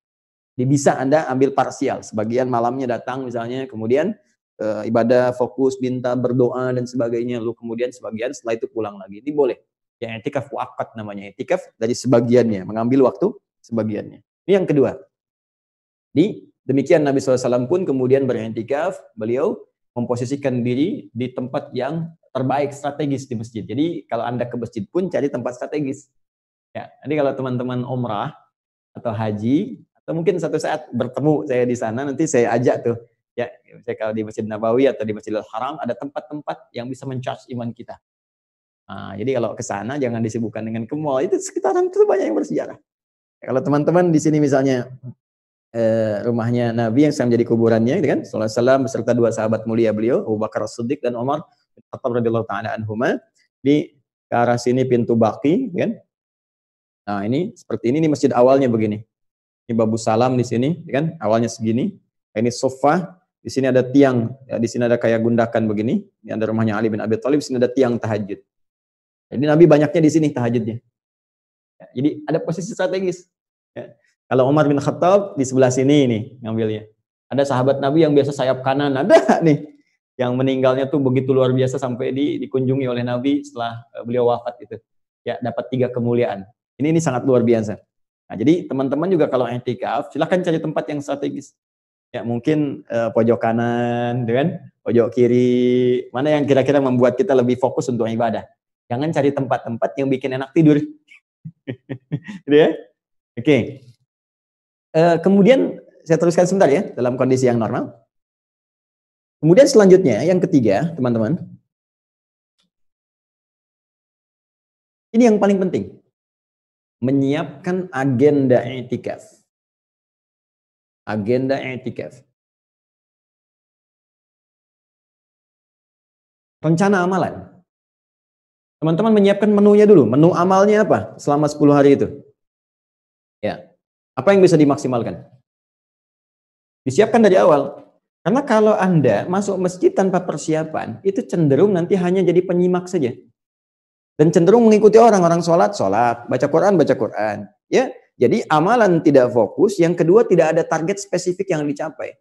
Anda masuk masjid itu, targetnya apa? Oke, saya pasang target misalnya, pengen dapat ampunan Allah. Ya, pertama saya ingin dapatkan ampunan Allah Subhanahu Wa Taala. Yang kedua, saya ingin bisa misalnya target terkait dengan Al-Quran. Ya, apakah nanti misal teman-teman terkait hafalan, ya, kan ada 3 tuh target Al-Quran itu. Hafalan 10 hari berapa juz misalnya kan? Saya ingin 10 hari 3 juz, saya ingin 10 hari 2 juz, silakan. Saya ingin 10 hari 30 juz misalnya, boleh. Itu namanya target kan? Ya, target itu pasang yang paling tinggi supaya effortnya lebih kuat. Ya, kalau target 30 juz kan kita kesungguhannya banyak, walaupun dapatnya misalnya 7 juz, 8 juz. Tapi kalau targetnya cuma 1 juz, nah ini kesungguhannya standar. Ya. Nah, ini misal.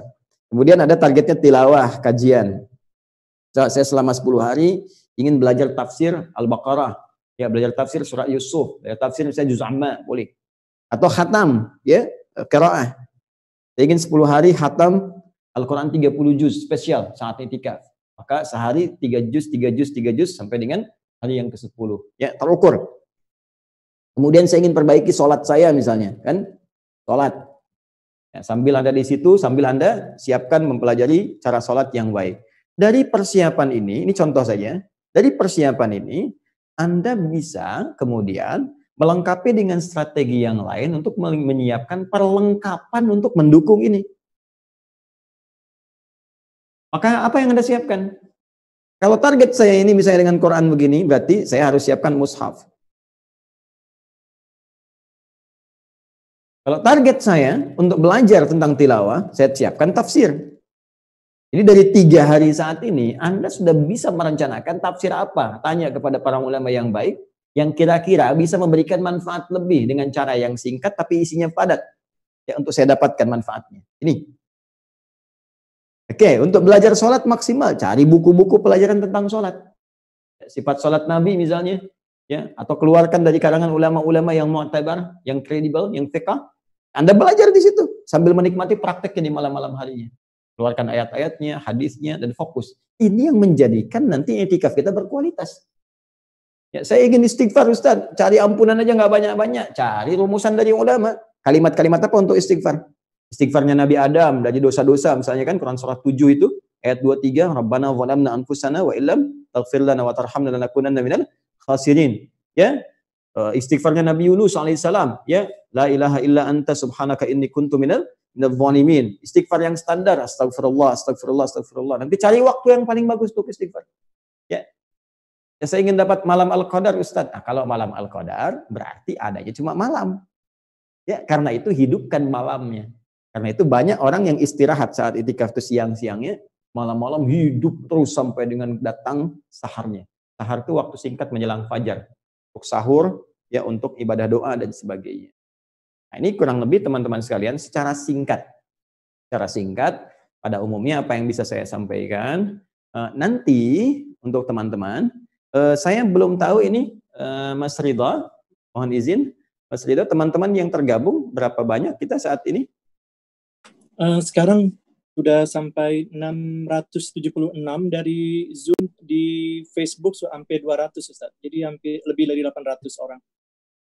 Oke, baik. Ini YouTube kan terbagi wilayah ya? Terbagi wilayah ya? Iya, jadi kita mungkin dari Amerika banyak lebih banyak dari Amerika. Indonesia juga kayaknya lebih banyak juga, tapi lebih banyak dari Amerika kayaknya. Baik, maksud saya begini, maksud saya apa yang telah saya uraikan ini, saya telah tuliskan dalam buku saya, ini lebih lengkap. Ya, dan ini saya lakukan riset ya, untuk membahas ini, bahkan dari setiap huruf ayat Al-Quran tentang puasa. Di Al-Baqarah 183 sampai 187, di sini juga ada pengetahuan tentang puasa. Maksud saya ingin berikan hadiah ya, untuk teman-teman. Ini sayang saya kepada teman-teman semuanya. Ini tidak banyak nanti, saya siapkan mungkin 200 buku, ya mungkin bisa dibagi di titik-titik teman-teman di Amerika, di negara-negara bagiannya. Saran saya, kalau nanti ada yang ke Indonesia, oke, nanti kami siapkan. Siapa saja yang ke sini dan akan kembali ke Amerika, saya tidak akan cukupkan dengan ini. Ya insya Allah nanti saya coba siapkan untuk hafalan Al-Quran. Ini nanti ya, saya kasihkan ini, kemudian makna ayat puasa ini, kemudian nanti at-taisir insyaallah ya untuk hafalan Quran. Ya saya nanti berikan yang jilid 3 dulu ya, yang 10 juz yang terakhir supaya untuk pemula, untuk memudahkan. Nah, nanti juga insyaallah saya lengkapi kalau ada yang ingin hafal dengan nomor ya, dengan nomor, dengan apa namanya posisi. Nah, ini saya siapkan ini untuk mengecek ya 15 juz terakhir. Kemudian ada note ya, note untuk menulis, ini saya siapkan juga.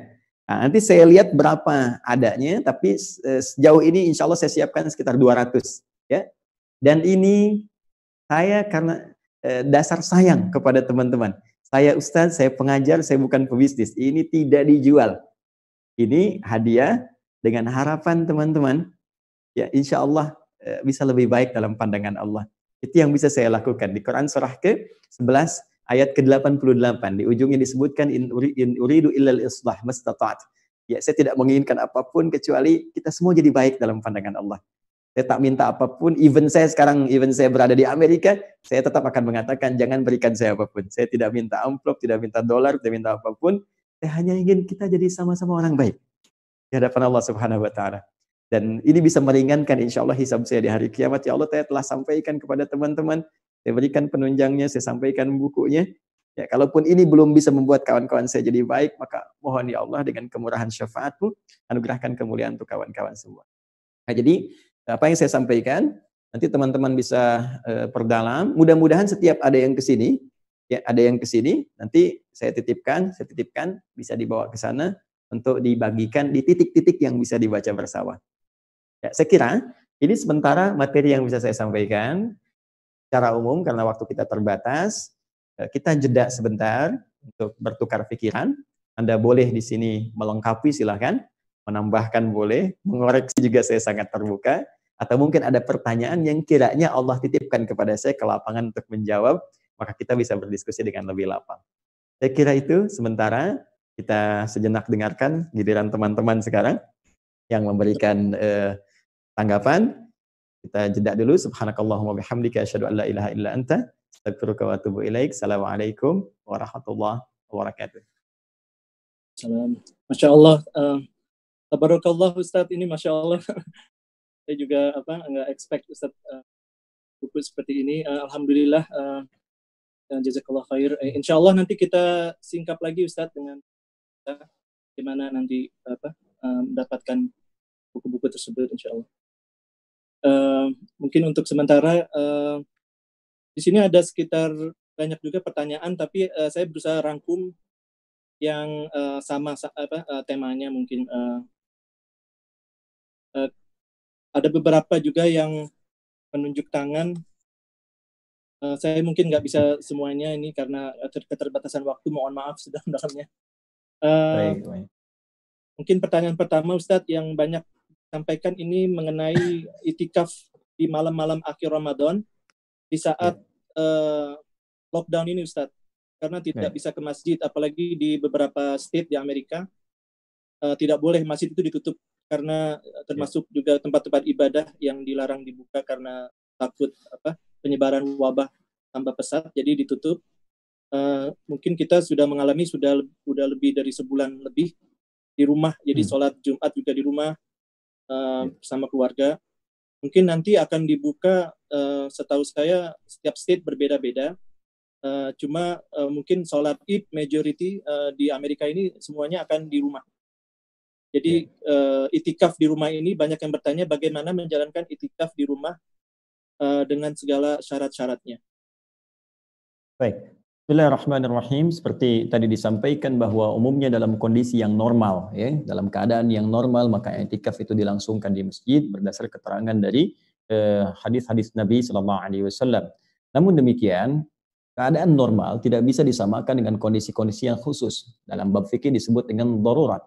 Ya, dalam darurat ini terdapat dua kaidah yang paling utama. Ya, kaidah pertama, ad-daruratu tubihul mahdhurat. Keadaan yang sangat darurat itu menjadikan sesuatu yang bahkan terlarang pun, Anda bayangkan, yang terlarang pun dalam kondisi tertentu bisa boleh. Ya, contoh misalnya makan daging, mohon maaf babi misalnya, itu diharamkan ya dalam Islam. Jelas haram. Quran surah ke-5 ayat yang ketiga, ya paling kanan sebelah atas di mushaf disebutkan, ya hurimat 'alaikumul maitatu waddamu wa lahmul khinzir.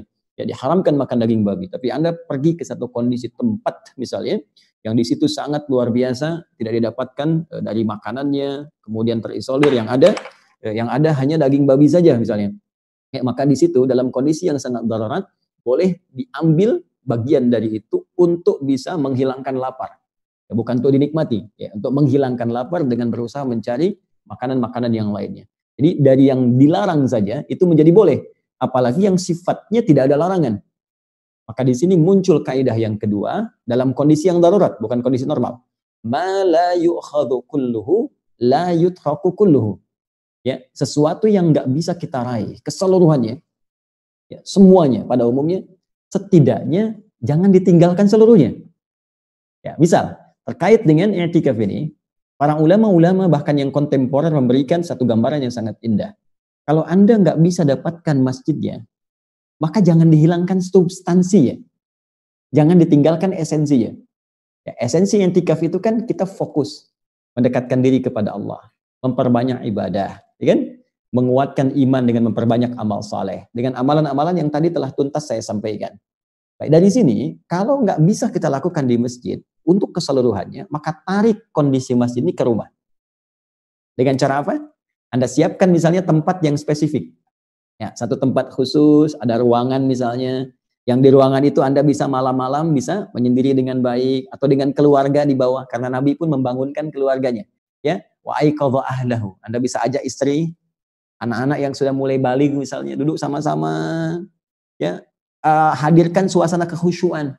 Ya, setelah istighfar kepada Allah Subhanahu wa taala, bahkan disarankan juga menghadirkan suasana yang lebih nikmat. Ya, tidak dilarang ayah saya minta maaf kepada istri, selama ini kurang bisa memberikan perhatian yang baik. Aku banyak salah sebagai seorang suami, anak-anak sebagai seorang ayah. Ya, kalau papa mungkin tiba waktunya pulang, entah malam ini atau besok, ya mohon dimaafkan segala kekurangan papa, supaya hisab diringankan. Demikian istri kepada suami, anak-anak juga demikian. Papa mama maafkan Nanda, selama ini belum bisa berbakti, Nanda punya banyak kesalahan. Itu istighfar sama-sama.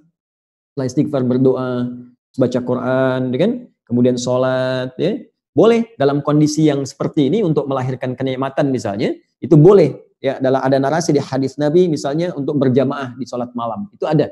Ya, itu Anda temukan misalnya di Sunan Abu Daud, nomor hadis 1367, ya, 1367 di kitab asli ya, bukan di Google. Dicek, kalau beda nanti cari rawinya. Rawinya kalau beda nomor cari rawinya di sahabat Ibnu Abbas radhiyallahu taala anhuma ketika menginap di rumah Sayyidah Maimunah. Jadi melihat beliau mengamati kebiasaan Nabi malam hari, terus disampaikan kana Nabi sallallahu alaihi wasallam adalah kebiasaan Nabi SAW pada malam hari, idza staiqadha min naumihi, kalau bangun di malam harinya, fajalasa, beliau duduk dulu sebentar, ya, tidak langsung beraktivitas, wa masaha biyadi min athari naumi, kemudian menghapus dengan tangannya yang bersih, ya, bekas ngantuknya, hilangkan dulu ngantuknya. Ya, faqara'a min khawatim Ali Imran, membaca 11 ayat terakhir surah Ali Imran, kemudian dikuatkan di Al-Bukhari nomor hadis 181, riwayat Mu'adz bin Jabal dan Jundub bin Junadah atau Abu Dzar Al-Ghifari dengan doa, ya, alhamdulillahilladzi ahyana ba'dama amatana wa ilaihin nusyur. Baru setelah itu fadhahaba ila syinnil mu'allaqah, beliau pergi ke tempat yang tertutup, kamar mandi maksudnya, ya, untuk berwudu, fatawadda, kemudian berwudu dan salat. Nah, ketika salat itulah Ibnu Abbas kecil ngikut di belakang. Ya, ketika ngikut oleh Nabi ditarik supaya sejajar safnya. Nah, ini boleh kalau ada anak kecil, Anda khawatir misalnya terjadi sesuatu dengan dia ikut di belakang, Anda tarik sejajarkan. Ini menjadi dalil bolehnya satu imam, satu makmum, 2 orang posisi sejajar. Itu boleh. Nah, itu hadisnya, hadis ini satu paket. Nah, cuma orang jarang kemudian mengutip lagi bahwa ini kan sedang sholat malam berjamaah. Ya. Nabi imamnya Ibnu Abbas, makmumnya. Dan pernah Nabi imam, kemudian ada sahabat Abdullah bin Mas'ud jadi makmum, Ubay bin Ka'ab jadi makmum. Pernah ya dalam beberapa kesempatan, tapi tertentu untuk menghadirkan kenikmatan. Jadi silahkan bisa dilakukan sendiri, bisa dengan bareng-bareng, ya suami jadi imam, istri makmum, anak-anak di belakang. Yang penting kondisi yang ada di masjid diciptakan setidaknya di rumah.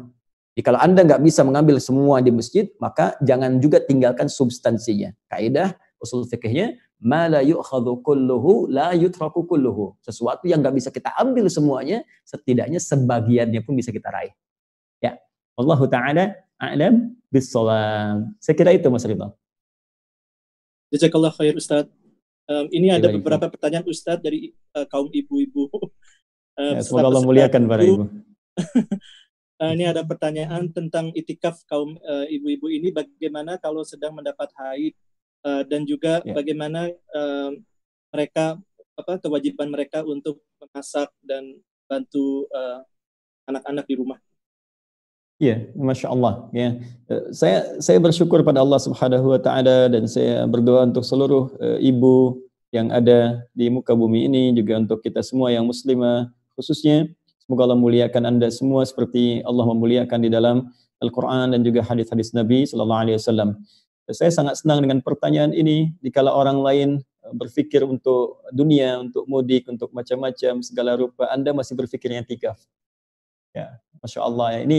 Ini suasana iman yang cukup bagus. Ya, ini perlu dipertahankan karena tidak mudah menghadirkan suasana semacam ini. Ya, itu satu dulu yang perlu disyukuri. Yang kedua juga perlu dipahami fikih perempuan. Ya, ini penting. Memahami fikih perempuan itu sangat penting supaya bisa menempatkan diri konteks ibadah sebagai perempuan. Ya, supaya mengerti ini kewajiban perempuan, ini haknya perempuan, ini kewajiban laki-laki, ini haknya laki-laki, dan ini fikihnya luas. Ada yang bisa ditarik ke rumah tangga. Misalnya Quran surah keempat An-Nisa ayat 34, ya paling kiri sebelah atas di mushaf. Di situ disebutkan oleh Allah ini tugas pokok laki-laki, ini perempuan. Ar-rijalu qawwamuna 'alan nisa bima faddalallahu ba'dahum 'ala ba'dhin wa bima anfaqu min amwalihim. Ini laki-laki. Fasalihatu, ini untuk yang perempuan. Qanitatun hafizatun lil ghaibi bima hafizallah. Jangan tertukar. Begitu yang perempuan mengambil peran laki-laki atau laki-laki mengambil peran perempuan, maka di situ kemudian akan terjadi kegoncangan dalam rumah tangga. Ya, demikian tampilan fisik pun dibedakan. Ya, perempuan seperti ini tampilannya, laki-laki demikian dengan ciri khas masing-masing. Dan jangan mengambil bagian. Makanya kalau perempuan ingin menjadi kelaki-lakian atau laki-laki ingin menjadi seperti perempuan, bahasanya diganti, cara bicaranya jadi makin gemulai, ya, tampilan lembut. Nah, ini akan terjadi sesuatu yang tidak biasa. Ada kegoncangan. Nah, pun dalam ibadah seperti itu. Ada sesuatu yang spesial di perempuan yang tak ditemukan di laki-laki. Begitu sebaliknya.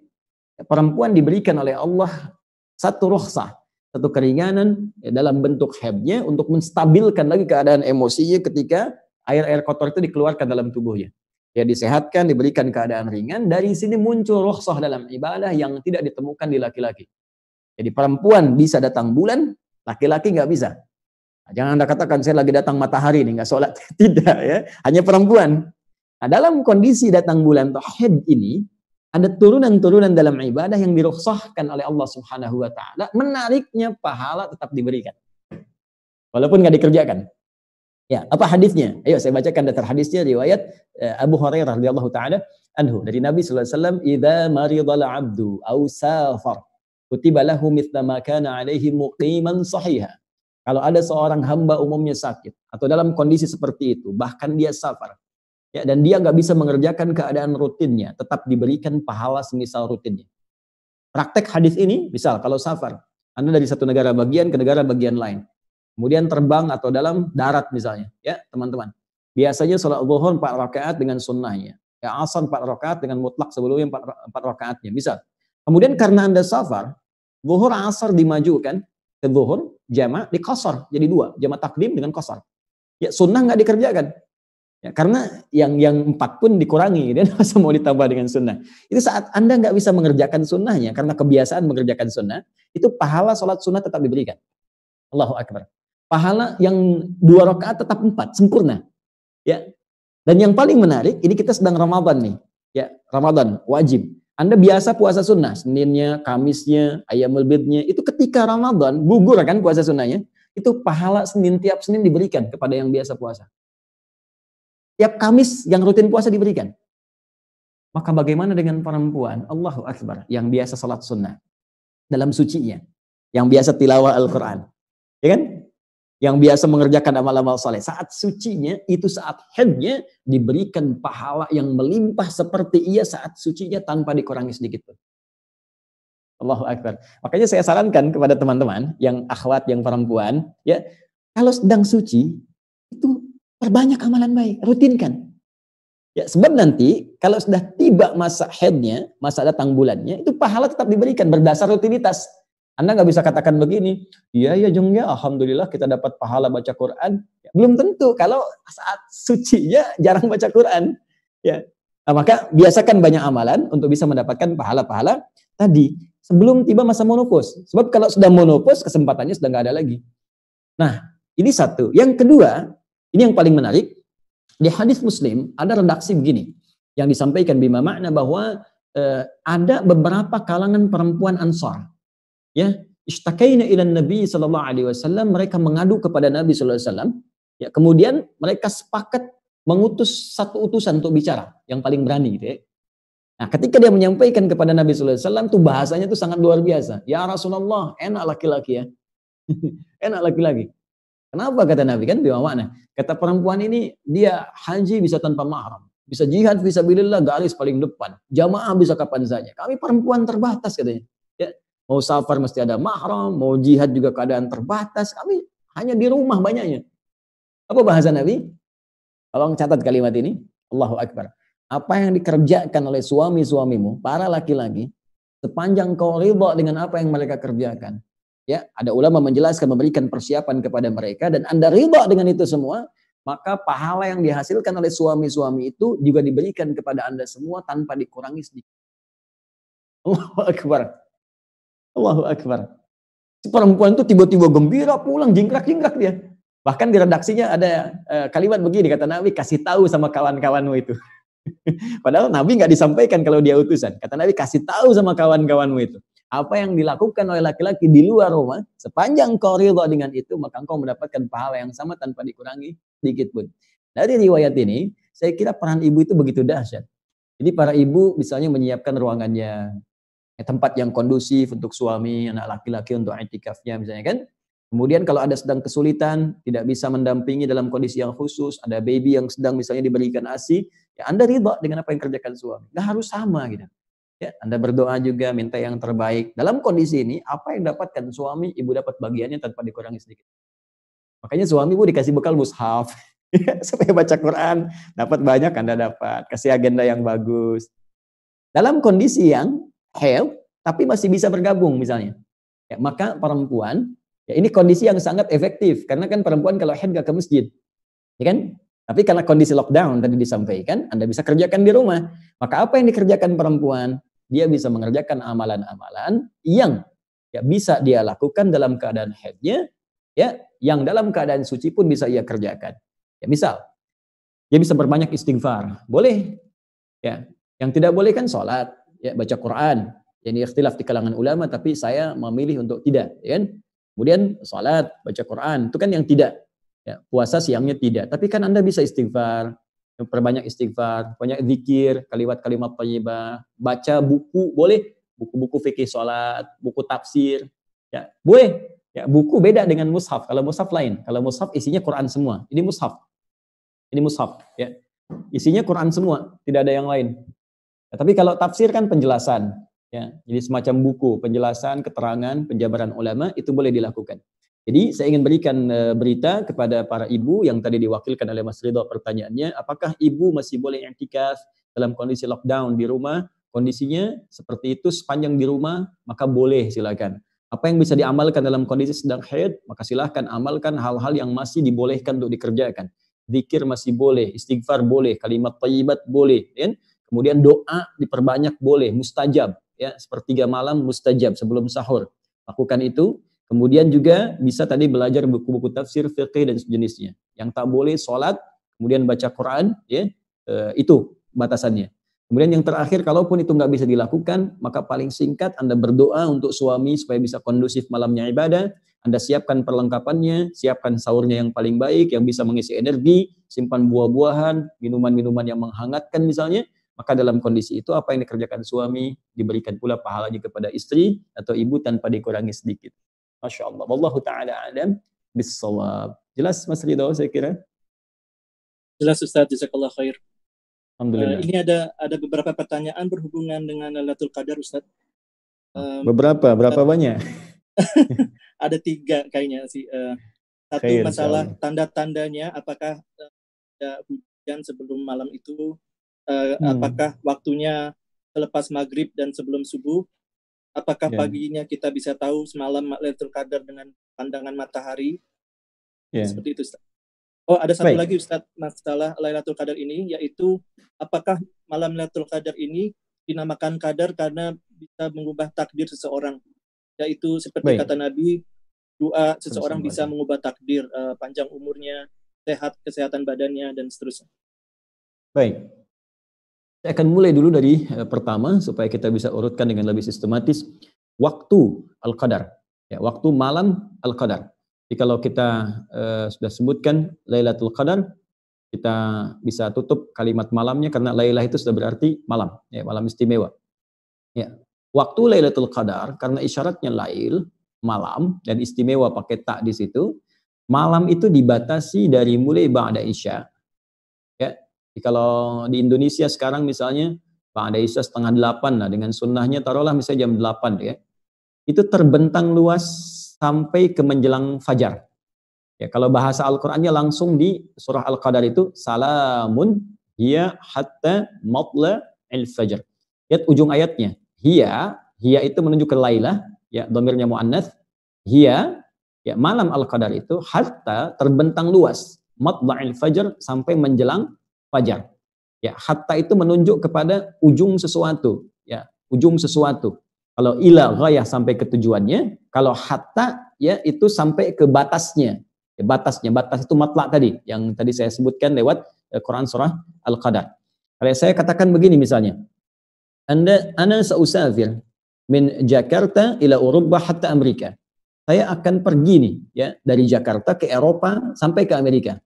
Ya, artinya kan batasnya di Amerika kan? Ya, kalau saya katakan ila misalnya, ila itu sampai ke tempatnya, ke tujuannya. Ya, misalnya ke New York misalnya kan, sampai ke New Yorknya, itu menggunakan ila, pas tempatnya. Tapi kalau kita gunakan hatta sampai di batasnya. Nah, apa batas dari fajar itu, matla'il fajar, itu ada yang menyebutkan sahar, waktu singkat menjelang fajar. Ya, sekitar 15 sampai 25 menitan lah sebelum fajar. Jadi kalau di Indonesia fajarnya sekarang jam 4 misalnya lewat 33, ya maka kurang lebih jam 4.15 lah ya. 4.15 itu sudah sahar. Ya, sahar. Jamaknya disebut ashar. Ya, ashar ini disebut oleh Al-Quran sebagai waktu terbaik untuk istighfar. Ya, itu ada di Quran surah ke-51 ayat ke-18. Ya, wabil ashari hum yastaghfirun. Ada orang-orang yang mereka itu biasa istighfar di waktu sahar. Nah, orang yang biasa istighfar, minta ampunan kepada Allah di waktu sahar, itu nanti akan dikumpulkan dengan 4 golongan utama yang disebutkan di Quran surah Ali Imran, surah ketiga. Ayat ke-17, ya, paling kiri sebelah atas di mushaf. As-sabirina, was-sadiqina, wal-qanitina, wal-munfiqina, wal-mustaghfirina bil ashar. Ya, as-sabirina orang-orang sabar, as-sadiqina orang-orang jujur, wal-munfiqina dan orang-orang yang sering infak. Ya, wal-qanitin sebelumnya orang-orang yang khusyuk dalam salat itu akan sesurga dengan orang-orang yang sering istighfar di waktu sahar. Jadi ada yang membatasi matla' itu awal mula akan muncul fajar, jadi berakhirnya waktu sahar. Ya, sahar 15 menit, 20 menit sebelum waktu tibanya fajar, ya. Kemudian dibentangkan ke belakang, lail dari ba'da isya. Jadi sebetulnya luas. Ya, dari jam 8 ke atas lah sampai terus kalau waktu Indonesia 4/4. Itu luas. Tapi kalau Anda ingin mengambil esensi yang paling bagus saat-saat mustajab itu memang tengah malam. Ya, di atas jam 2, kan? Ada jam 1, jam 2, jam 3, itu yang mustajab. Itu yang disebutkan di hadis Nabi, qudsi hadisnya. Dan golongan pertama yang menerima dari Nabi itu 30 orang, sahabat utama. Hampir semua sahabat utama, Abu Bakar As-Siddiq, Umar bin Khattab, Utsman bin Affan, Ali bin Abi Thalib, radhiyallahu alaihim jami'an, itu meriwayatkan hadis ini.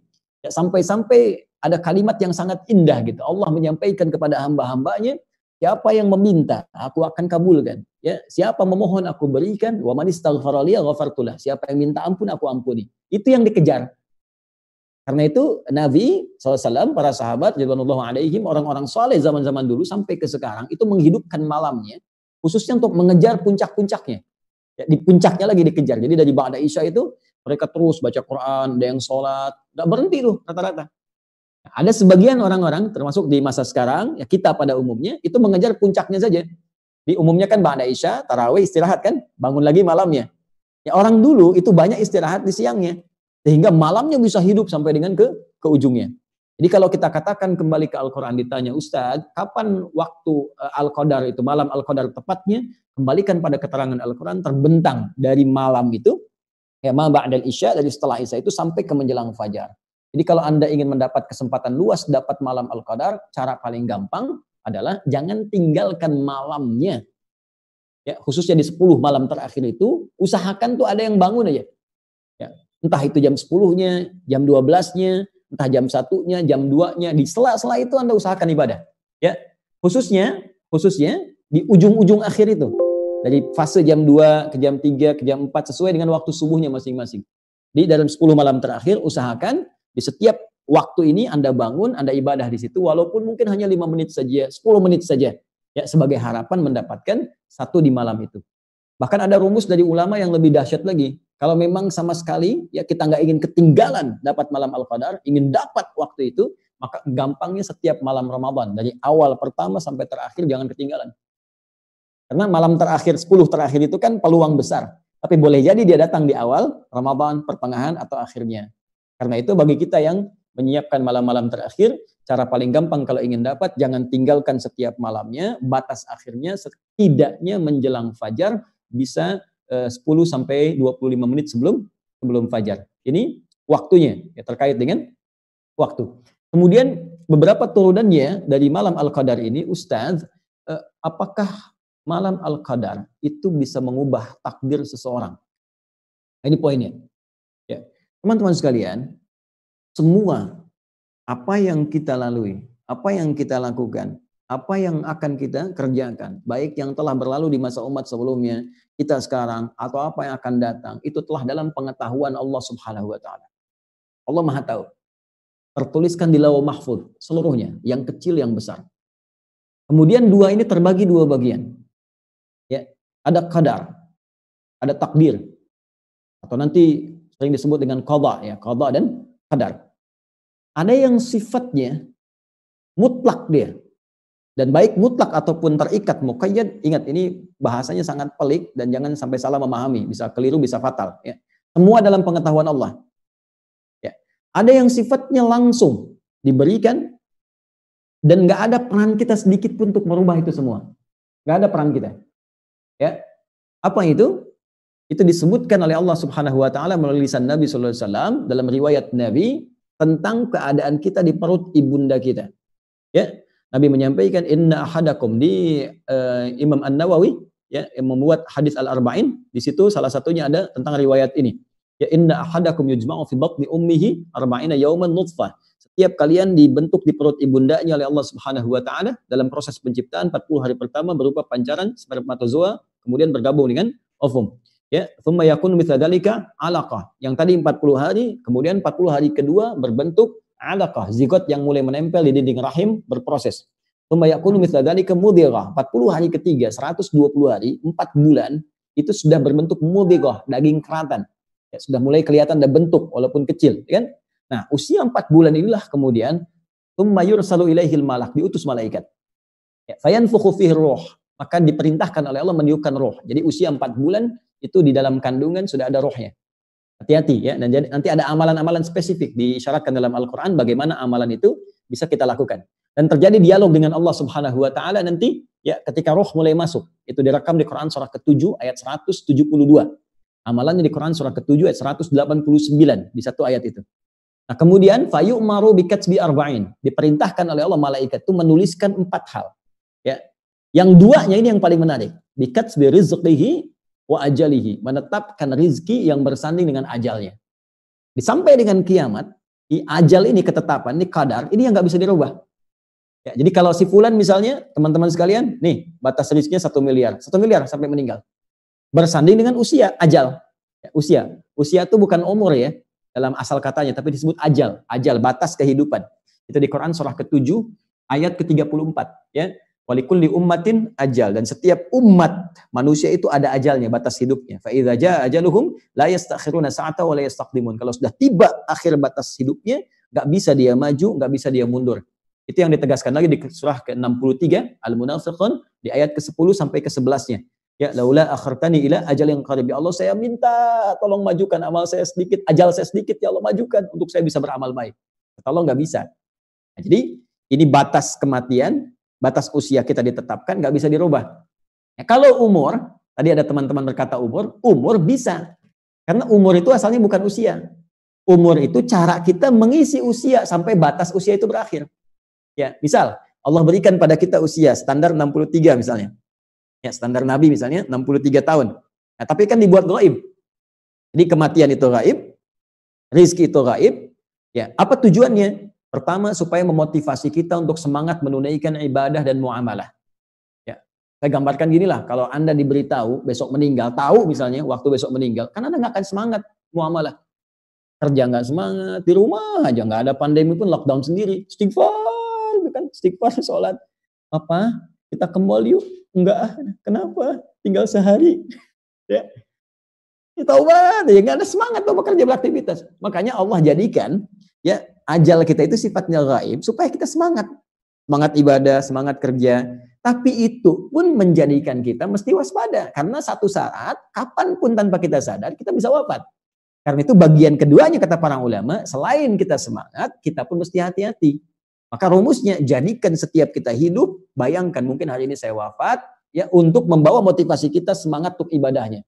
Ibadah lebih meningkat lagi, tapi pekerja pun lebih maksimal kembali. Baik, saya tarik, ajal itu nggak bisa dirubah. Sipulan sekian, selesai. Ya, jadi nggak kayak di film Hollywood yang dituliskan di tangan itu, waktu tinggal sekian itu ya, sebenarnya lihat sekilas itu. Ya, ada nggak seperti itu? Di teman-teman, itu cara mengisinya supaya ajal ini punya kualitas yang bagus di sisi Allah dan bagus nilainya, maka caranya diisi dengan umur. Ya, umur. Apa itu umur? Asal kata umur dari amara ya'muru.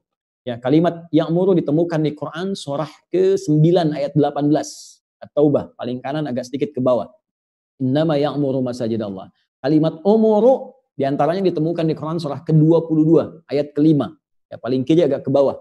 Ila ardhalil umuri. Ya, baik. Asal kata umur itu setidaknya punya arti 3. Satu, segala yang bermanfaat. Kedua, sesuatu yang melahirkan kesuksesan. Ketiga, sesuatu yang berkah, bernilai kebaikan yang banyak.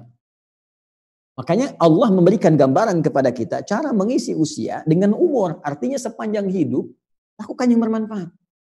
Ya, mata lihat yang bermanfaat, yang baik-baik. Tak baik jangan dilihat. Telinga dengar yang bermanfaat. Tak bermanfaat tinggalkan. Bekerja cari yang bermanfaat. Kalau ada yang baik, kenapa cari yang nggak baik? Ya kan? Terus hidup dengan sukses. Passionnya apa? Anda ingin jadi birokrat, silahkan. Sampai sukses. Diplomat sukses, bagus. Dari situ bikin polisi, kebijakan yang baik-baik. Anda ingin berusaha niaga, sampai kaya. Dari kekayaan itu sedekah, infak, dan sebagainya. Cari surga Anda lewat situ. Sukses. Ya, dan ciptakan kebaikan dalam kehidupan. Bicara yang baik-baik, itu berkah. Itulah umur. Karena itu ketika Anda ditanya, berapa umurmu? Itu sebetulnya pengingat dari Allah. Hei, berapa umurmu? Anda jawab 40 tahun. Pertanyaan terbesarnya, dari 40 tahun itu, berapa yang sudah bermanfaat pada dirimu?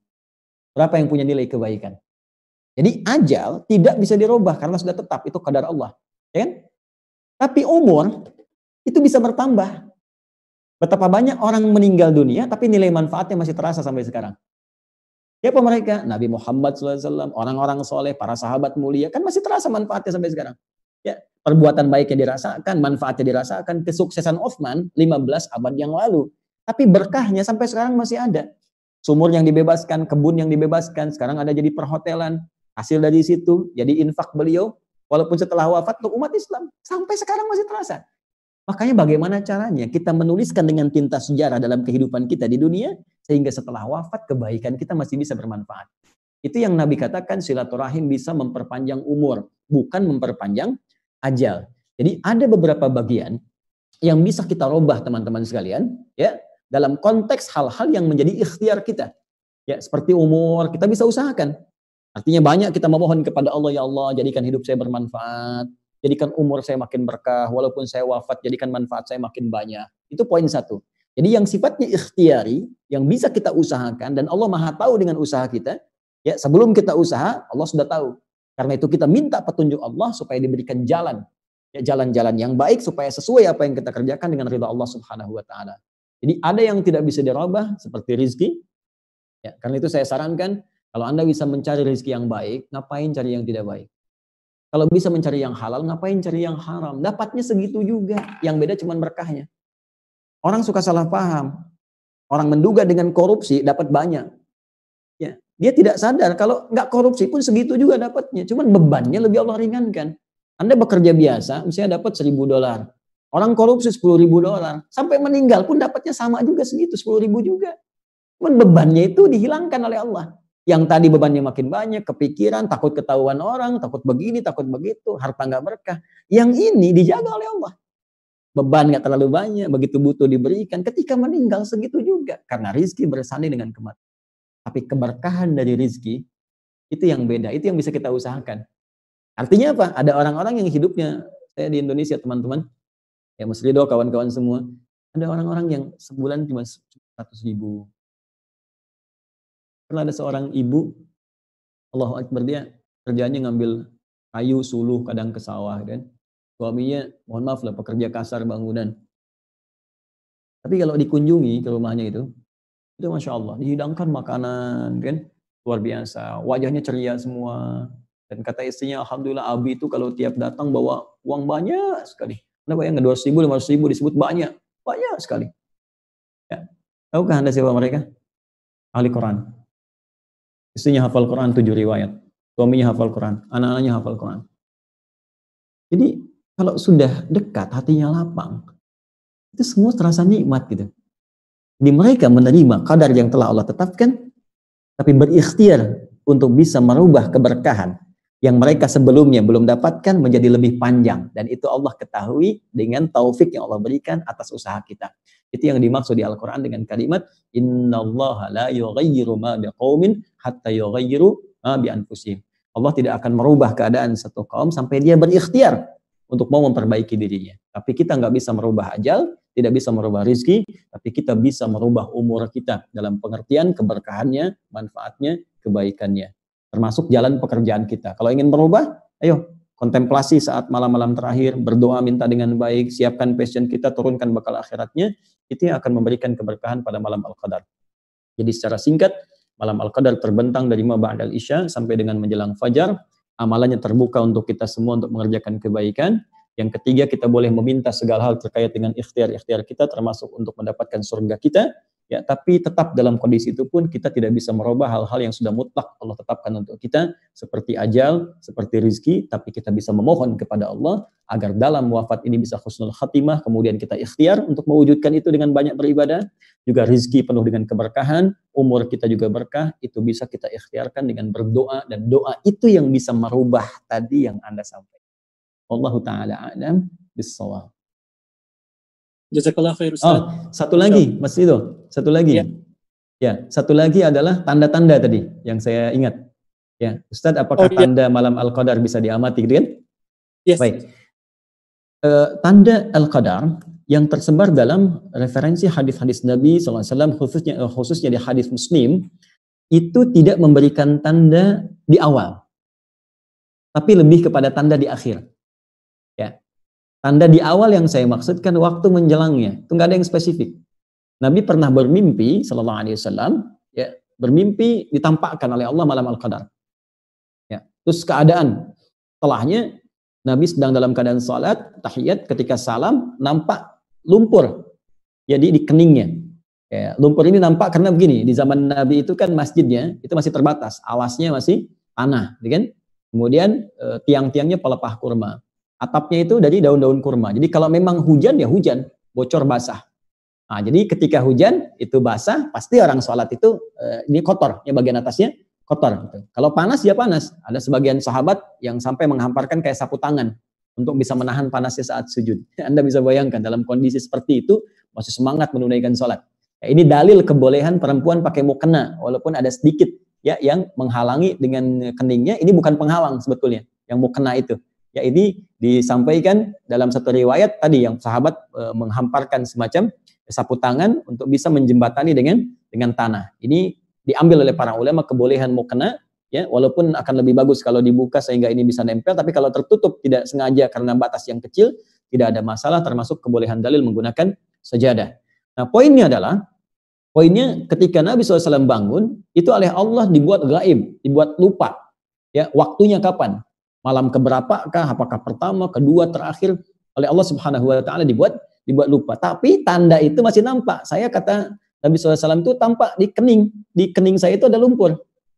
Nah, yang paling menarik, ketika ada satu waktu keesokan harinya, ya itu Nabi SAW sholat dengan sahabat subuh-subuh, begitu salam teman-teman, assalamualaikum warahmatullahi wabarakatuh, dan salam terlihatlah di kening Nabi itu ada lumpur. Maka sahabat baru menyadari, Allah, tadi malam Al-Qadar ya. Tadi malam Al-Qadar, tadi malam Lailatul Qadar gitu kan. Nah, dari sini ada yang sebagian mengambil ya kesimpulan bahwa itu ditandai dengan hujan sebelumnya, ya kan? Tandai dengan apa? Tapi sesungguhnya nggak ada narasi seperti itu. Ya, narasi-narasi yang disampaikan tanda kebanyakan setelahnya.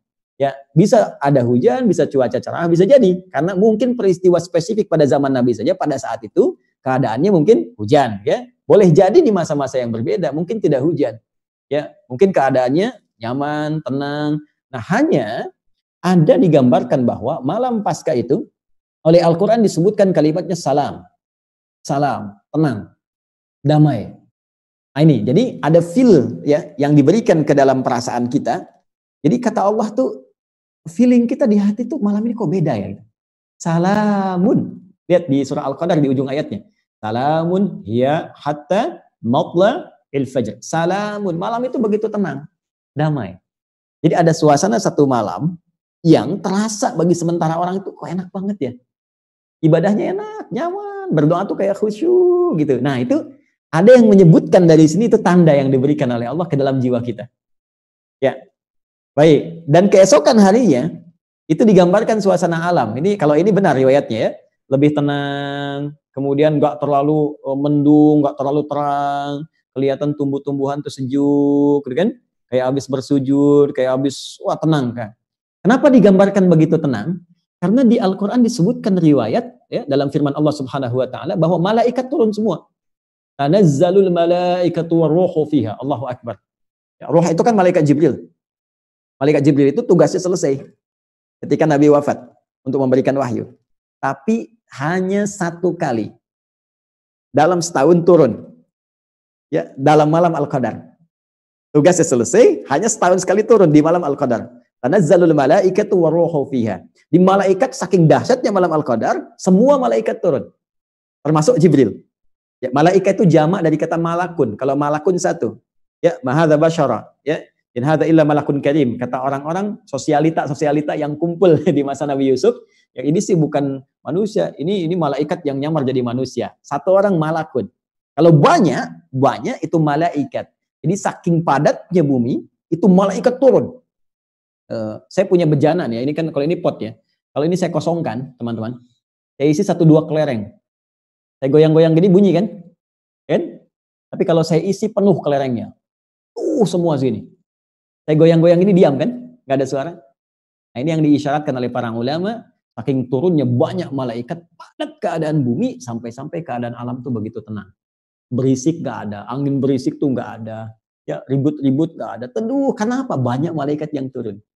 Nah, maka ada yang mengartikan, kalau Anda di malam Ramadan terasa ada ketenangan tersendiri, dan alam keadaan tenang, kayaknya sejuk, maka cepat bergegas untuk ibadah malamnya. Boleh jadi itu malam Al-Qadar.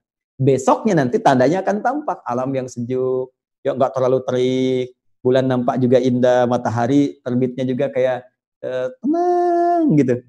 Nah, itu feel-nya bisa berbeda satu dengan yang lainnya. Tapi kalau ingin dapat secara singkat, gampang. Setiap malam Ramadan, ya ibadah aja. Nanti salah satunya akan terasa kenikmatannya. Saya kira seperti itu, Mas Ridho. Allah Ta'ala a'lam bishawab. Jazakallah khair Ustadz. Ini tampaknya waktu sudah Baik. dekat. Jadi kita pertanyaan terakhir Ustadz nih masalah infak Ustadz. Karena masalah wabah COVID ini banyak di antara kita terkena dampaknya. Ada yang lay off misalnya, dan ada yang harus dirawat di rumah sakit seperti saudara-saudara kita di New York. Ini masalah infak ini bagaimana terutama di 10 hari terakhir ini memotivasi kita, terutama saat sulit seperti ini. Apakah kita bisa setiap hari menyicil setiap hari 10 hari itu, supaya apabila itu malam Lailatul Qadar kita akan dapat pahalanya semacam 1000 bulan juga Ustaz. Baik. Pertama begini, teman-teman sekalian yang tergabung dalam taklim kita di malam hari ini, waktu Anda dan pagi hari waktu Indonesia atau yang senapas dengannya, saya ingin sampaikan bahwa ukuran amal itu pertama pada niat kita. Itu yang harus kita jaga dengan baik. Ya, Nabi SAW menyampaikan dalam hadis riwayat Al-Bukhari nomor hadis yang pertama dari Umar bin Khattab radhiyallahu taala anhu, "Innamal a'malu binniyat wa innamal likulli imri'in ma nawa." Setiap pekerjaan aktivitas kita bergantung kepada niat kita. Ini yang paling utama. Ya kan? Dan dari niat itu kita mendapat balasan dari Allah. Kalau niatnya baik akan diberikan pahala. Kalau niatnya kurang baik akan gugur pahalanya dan sia-sia amalan kita. Ini berlaku untuk semua amalan termasuk infak. Ya, infak yang dilakukan dengan niat yang tidak bagus digugurkan oleh Allah Subhanahu wa taala. Itu ada di Quran surah kedua Al-Baqarah ayat 264. Paling kiri sebelah bawah di mushaf. Ya ayyuhalladzina amanu la tubtilu shadaqatikum bil manni wal adza kalladzi yunfiqu malahu ria'an nas. Hei orang-orang beriman, kata Allah, jangan kau batalkan, gugurkan amalan yang telah lelah engkau tenun dengan perbuatan yang merusak atau mengganggu amalan seperti orang infak yang ria.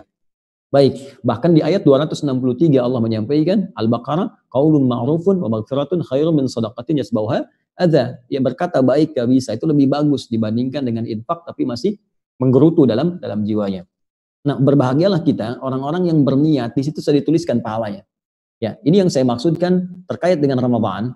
Maka niat ini penting sehingga mewujudkan rencana. Ya, kenapa? Karena saat Ramadan khususnya itu pahala berlipat. Sampai-sampai Nabi SAW itu diriwayatkan dalam sebuah hadisnya sahih. Ya, dalam hadis riwayat Abu Hurairah, semoga Allah meridai kepada beliau, menyampaikan, karena Nabi SAW adalah Nabi SAW ajwadan nas. Ya, manusia yang paling humble, manusia yang paling tawadhu, paling baik dan senang berbagi. Judi itu senang ngasih, senang infak. Ya. Wa ajwadu ma yakunu fi Ramadan. Apalagi kalau Ramadan tambah lagi tuh ngasih ya. Sampai setiap keadaan yang beliau itu kayaknya mesti berbagi itu harus ngasih. Ya. Ada seorang anak yatim sedang bermain dengan anak-anak, dia malu. Ya, ada perasaan nggak enak gitu kan, malu, minder karena yang lain mainan bagus, dia nggak punya, baju kurang bagus. Lewat Nabi. Ya kata Nabi, "Ma bika ya bunai?" Kenapa anakku? Bagaimana? Ya, kata beliau, "Ya Rasulullah, aku nggak bisa main seperti mereka." "Kenapa kamu nggak main?" "Ayahku meninggal kemarin dalam jihad fisabilillah." "Ayahku syahid," katanya. Karena syahid bapaknya, Allahu Akbar. Bapaknya syahid. Anak ini ya nggak ada yang bisa ngasih baju lagi, nggak ada yang bisa beliin mainan gitu kan. Nabi ngelihat. Apa kata Nabi? Perhatikan kalimat ini. "Aradita an takuna Muhammadan aban laka wal Hasan wal Husain wa Fatimah az-Zahra ikhwalaka." Apakah engkau ridha mulai detik ini Muhammad SAW akan jadi bapak yang mengasuhmu? Hasan dan Husain serta Fatimah jadi saudara-saudarimu. Kata anak itu, "Radit ya Rasulullah." "Bala." "Ridha ya Rasulullah." "Ya, saya ridha." Ya. Maka apa yang terjadi? Oleh Nabi kemudian diberikan pakaian-pakaian yang bagus. Oleh Nabi kemudian diberikan mainan-mainan sampai anak itu kembali datang kepada teman-temannya. Dan dia kemudian bermain sampai teman-temannya heboh. Ya, teman-temannya berkata, "Kamu baju dari mana ini? Bagus sekali. Mainan dari mana? Bagus sekali." Kata anak ini, "Saya baru ketemu Nabi. Karena bapak saya meninggal, Nabi katakan, apakah mau saya jadi bapak pengasuhmu? Hasan, Husain, dan Fatimah adalah saudarimu." Saya katakan mau. Maka saya dikasih kemudian baju-baju dan mainan ini. Apa jawab anak-anak itu? Kata mereka, "Ya Allah, kenapa bapak kami gak meninggal juga?" Kenapa bapak kami gak meninggal juga? Nah, saya hanya mau katakan, dalam suasana normal pun Nabi begitu perhatian. Terlebih dalam suasana saat Ramadan. Maka beliau tambah lagi. Nah, amal itu ditimbang dari niat. Ketika niat dituliskan pahala. Ketika dieksekusi ditambah pahala. Karena itu ada ulama yang mengatakan saat mau masuk Ramadan, sebaiknya kita menyiapkan niat kita dengan perencanaan anggaran. Ini saya mau infak nih saat Ramadan, disiapkan. Itu walaupun kita nyiapkan dari bulan sebelumnya, Sya'ban, sebelum masuk Ramadan, sebulan sebelumnya, itu udah dituliskan pahala. Saya punya anggaran setiap sehari Ramadan, 1, 2, $1, $2, $3. Begitu selesai Ramadan misalnya, terkumpul dari semua amalan saya sekian, setiap harinya. Itu begitu dieksekusi melimpah pahala, diniatkan sudah ada pahala. Dan pahala Ramadan beda dengan pahala biasa. Teman-teman mau pahala infak, mau tahu? Ya, itu paling standar, paling kecil di Al-Baqarah 261. Paling kiri sebelah atas di mushaf. Itu orang yang sekali infak, nilainya sama dengan 700 kali lipat. Paling sedikit. Ya, mathalul ladzina yunfiquna amwalahum fi sabilillah kamathali habbah ambatat sab'a sanabil fi kulli sumbulatin mi'atu habbah. Ya, teman-teman, orang yang infak di jalan Allah, kata Allah, saya ilustrasikan ya, Anda ambil $1 saja, itu sama dengan 1 benih. Tumbuh 7 tangkai kali 7. Dari setiap tangkai ada 100 bulir. Kali 7 kali 100, ya 700. Ya 700 itu cara menghitungnya begini, bukan 1 2 3 4, bukan. Ya, cara menghitungnya ambil ya padanannya di hadis Muslim tentang keutamaan masjid. Baru datang dapat 25. Jarak 1 ke 2 500 tahun, 2 ke 3 500 tahun, 3 ke 4 500 tahun. Bayangkan kalau ini kita tarik ke infak 700, 1 ke 2 500 tahun, 2 ke 3 500 tahun. Berapa pahala yang didapatkan? $1 kali 700. Nilainya. Dan itu balik ke kita. Dunianya dalam keadaan bonus 10 kali lipat, belum tentu dalam bentuk uang. Mungkin kesehatan, ketenangan. Ketenangan itu penting. Karena banyak orang pengen tenang. Coba Anda pilih, kaya tapi gelisah atau miskin tapi tenang. Pilih mana? Mas Ido pilih mana? Kaya tapi gelisah atau miskin tapi tenang? Kaya tapi tenang ya, banyaknya pengen begitu. Baik, baik. Sekarang kembali ya ke yang ingin saya sampaikan. Teman-teman, jadi berapa pahala infak? Nah, Ramadan belum selesai, ayatnya belum selesai. Wallahu yudha'ifu liman yasha, dan Allah akan berkenan melipat gandakan tanpa batas hitungan manusia. Makanya kata para ulama, kalau orang infaknya berhitung, dia akan diberikan sesuai hitungan. Kasih 700, beri 700. Tapi kalau dia nggak berhitung, tanpa batas. Dan Ramadan, tahukah teman-teman sekalian, ada di hadis Al-Bukhari Kitabus Siyam. Hadisnya langsung qudsi. Bagian pertama lagi di pembukanya.